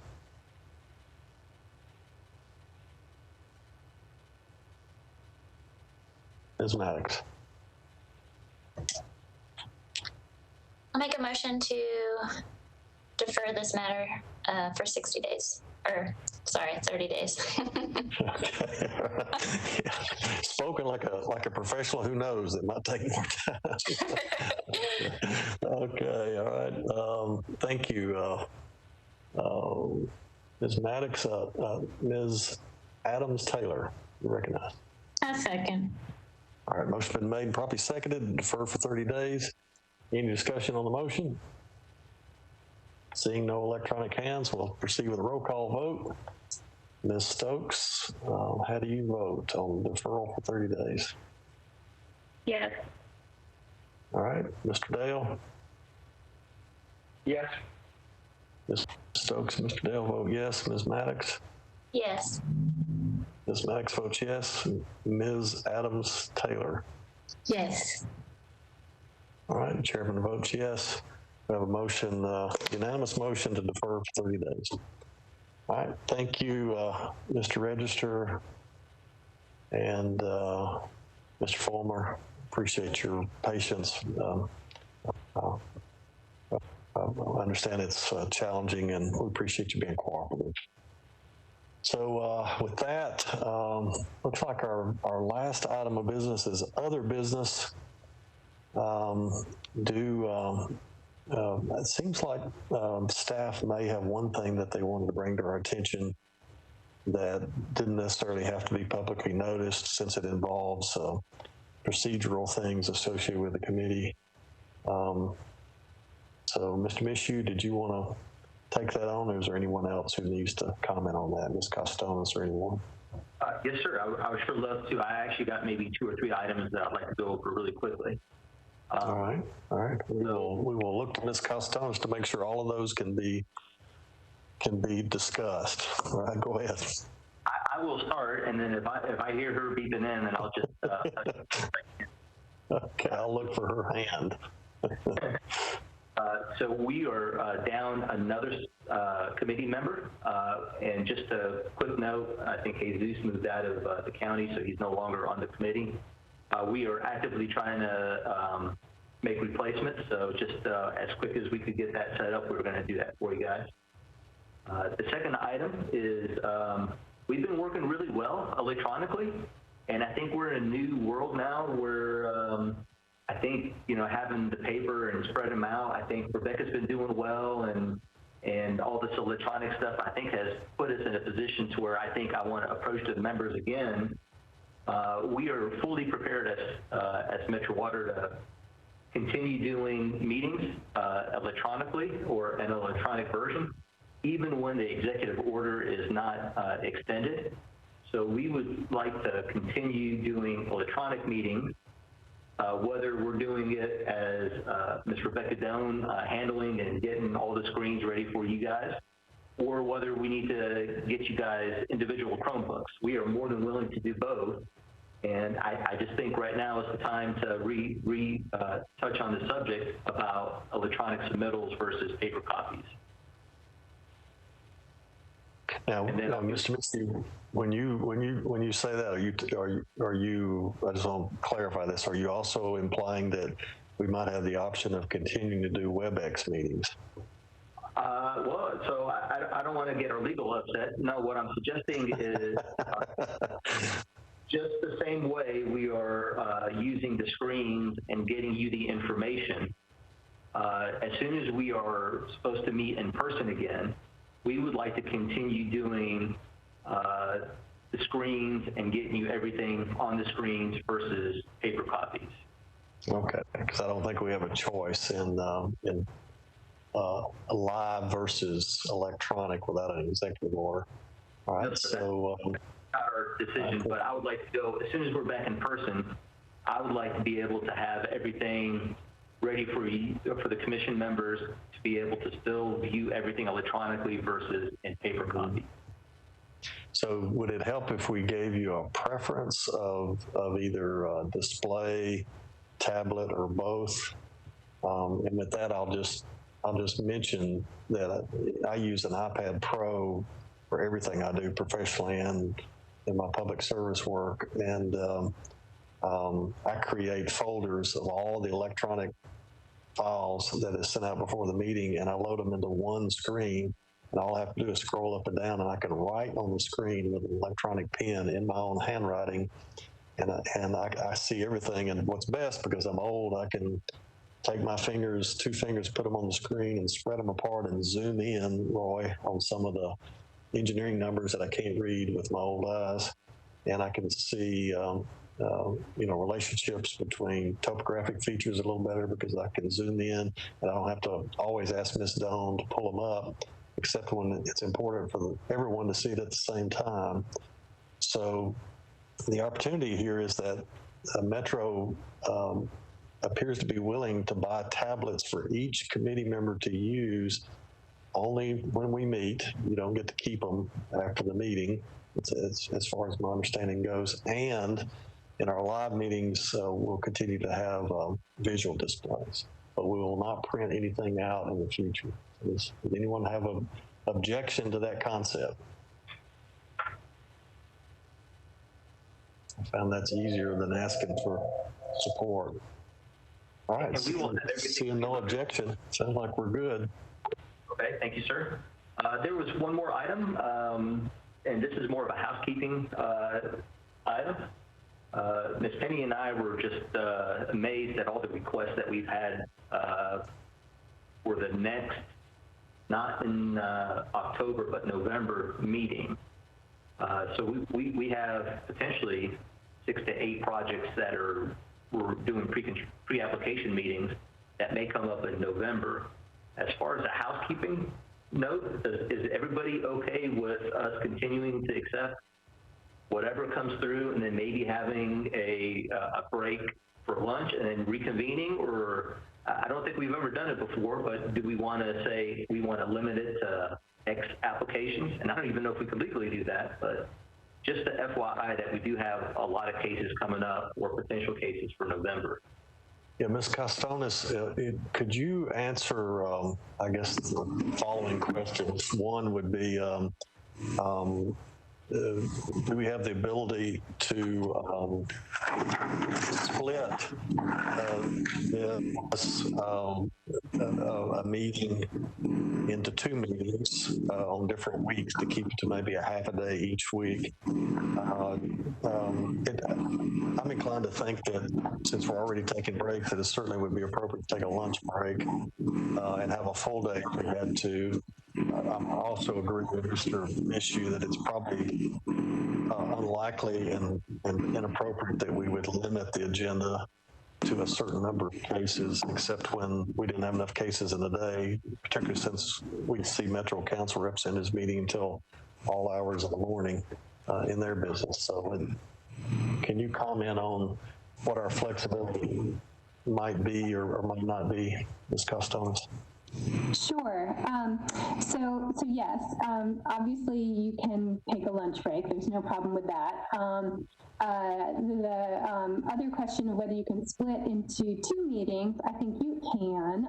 In fact, when I originally began representing the Stormwater Management Committee, the committee actually used to meet twice a month rather than once a month.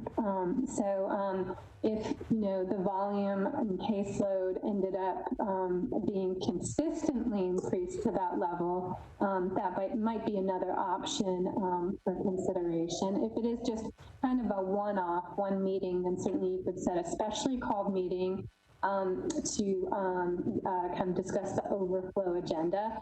I mean, obviously, all of our committee members are volunteers, and you all have jobs and other obligations, and we certainly are subject to the constraint that we can't take action if we don't have a quorum. We just don't have availability of board members for such a sustained period of time. I think recognizing that maybe any of these options would really work, or whether one day if the board members can sustain a quorum for that long a period of time, or setting a specially called meeting, or just pushing the overflow agenda off to the following month. Okay. Any committee member? I'm sorry. Go ahead. I was just going to add that there, following up on Steve's earlier comments, there was an extension of the governor's executive order adopted over the weekend, Executive Order 60, extended 1634 and 51. Beginning October 1, it did make some changes to what's required in terms of how the meetings are to be conducted. However, the way that this committee has been conducting its meetings electronically, I believe you're probably already in compliance with all of those changes, but I will go over all of those with staff in anticipation of the October meeting. So I just wanted to put in an FYI on that. Thank you. Appreciate that, Ms. Costones. It's amazing what all you all do in preparation and anticipation of changing events to help us get through these meetings faster as long as they feel sometimes. Mr. Dale. So would it be an appropriate time to talk about future business that we could consider? Future meeting formats or future business? Well, occasionally we have, like the section that we're in right now, what is it called? Mm-hmm. So occasionally we have staff report back to us on things that we feel like are important. And yes. I don't know that we can discuss that right now because it hasn't been properly notified. So I just want to talk about maybe something that I might like us to explore, whether we do it on our level or whether staff does it on their level or whether legal counsel does it on their level. So am I free to make a request or to begin a general discussion? Roy, if you could just table that for just a minute, let me make sure we can close out everyone's input on this format topic. Sorry. That work? Sure. All right, thanks, sir. So does Roy and anyone else, do y'all have any preference for all in one day, splitting it into 2 meetings in 1 month if we have a long agenda? What's your feeling? Particularly since we got to maintain a quorum.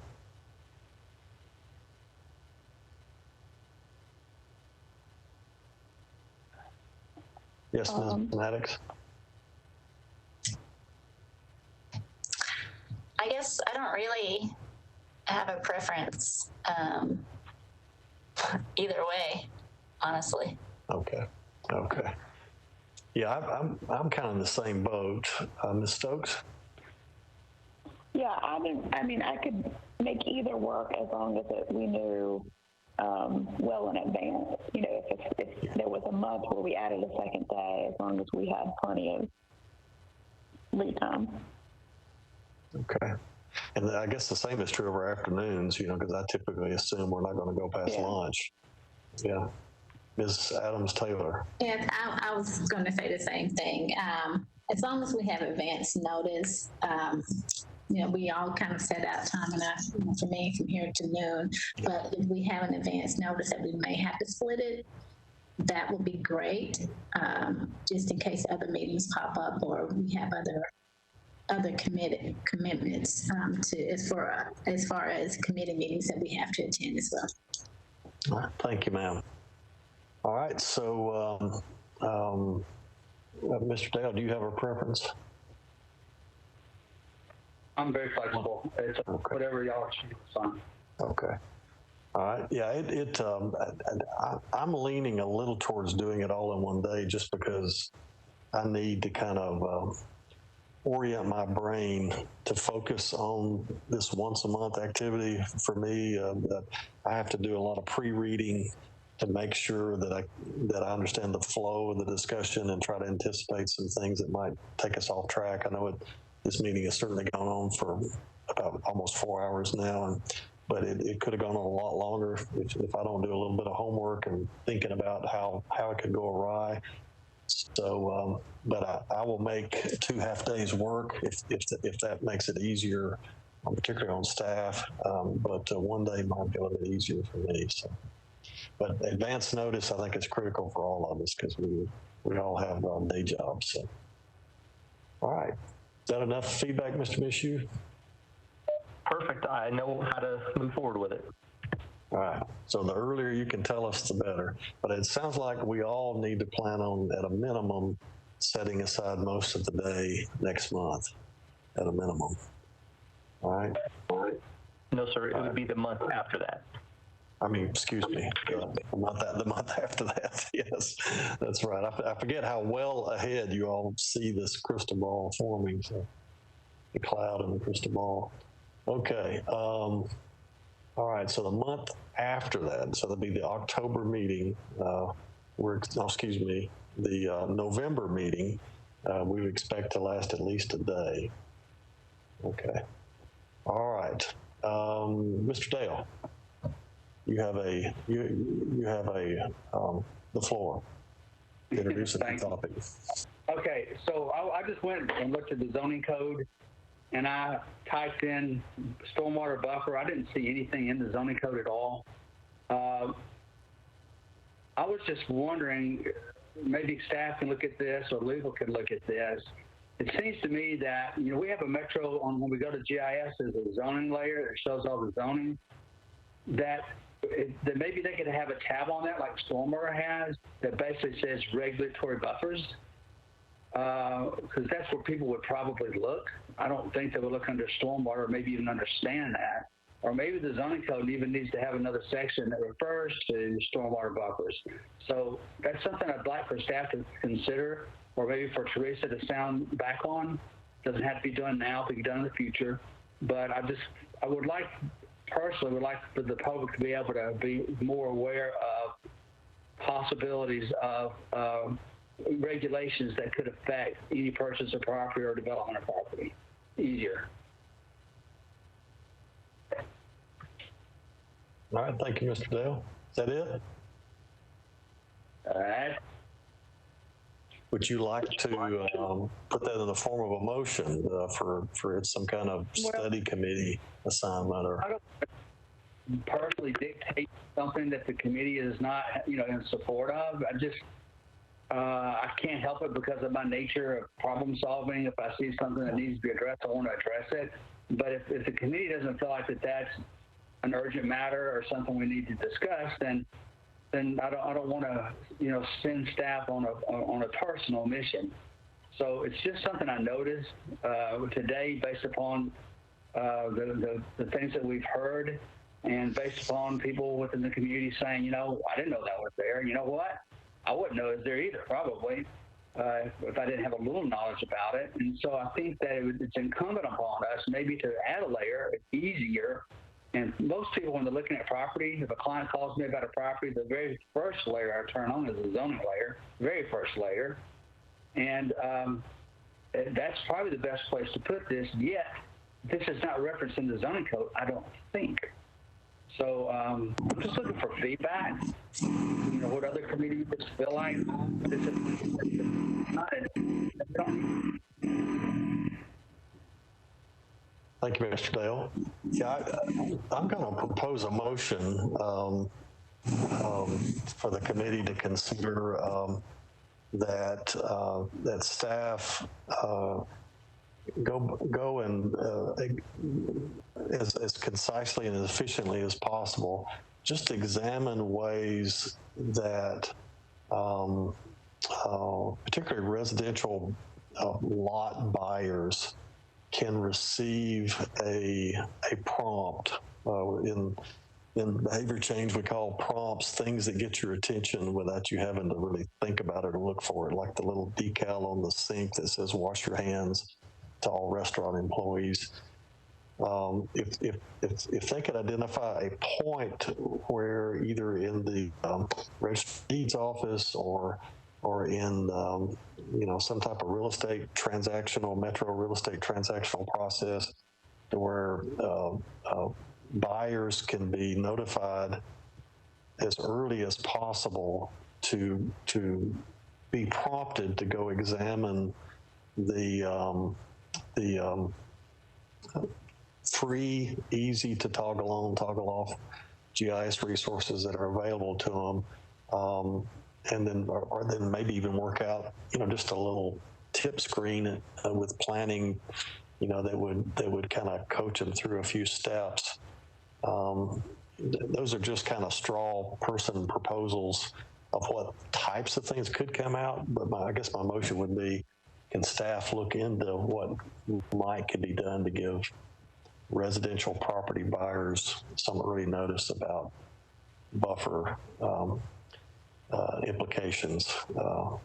That's my motion. All right, Mr. Dale.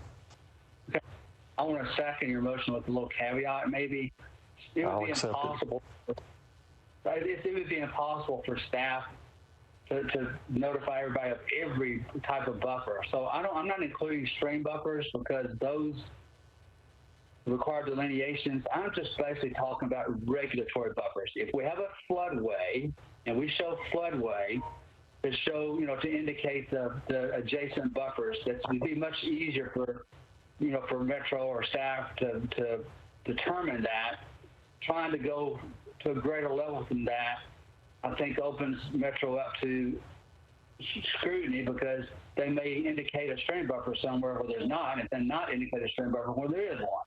So I'm just talking solely about floodway buffers, and that's all I'm talking about. Thank you. Thanks, sir. All right. Okay. We have a motion and a second. I'll accept that friendly amendment. Ms. Gilbert, the motion is staff will go look at floodway buffers, regulatory buffers. Is there any discussion on the motion? Seeing no electronic hands, let's do a roll call vote. We'll start with Ms. Stokes. Yes. All right, Ms. Stokes votes yes. Mr. Dale? Yes. Votes yes. Ms. Maddox? Yes. All right. Ms. Adams-Taylor? She had a meeting at 12. Okay. So the chair votes yes, so I think that gives us a quorum. And so the motion passes with one sort of virtual abstention. All right. Did you note that, Ms. Gilbert? Okay. Yes, I did. Thank you, ma'am. All right. So I'm going to, do we have any other, Mr. Dale, you want to mention anything else, or does staff have any other business? Mr. Dale's hand is down. Does staff have anything else they want to say? All right. So according to the legal parameters associated with these types of meetings, we do not need a motion for adjournment. So without objection, I'm going to call for adjournment of this Stormwater Board meeting for September 3rd, 2020. We're hereby adjourned. Thank you, folks. Thank you. Thanks.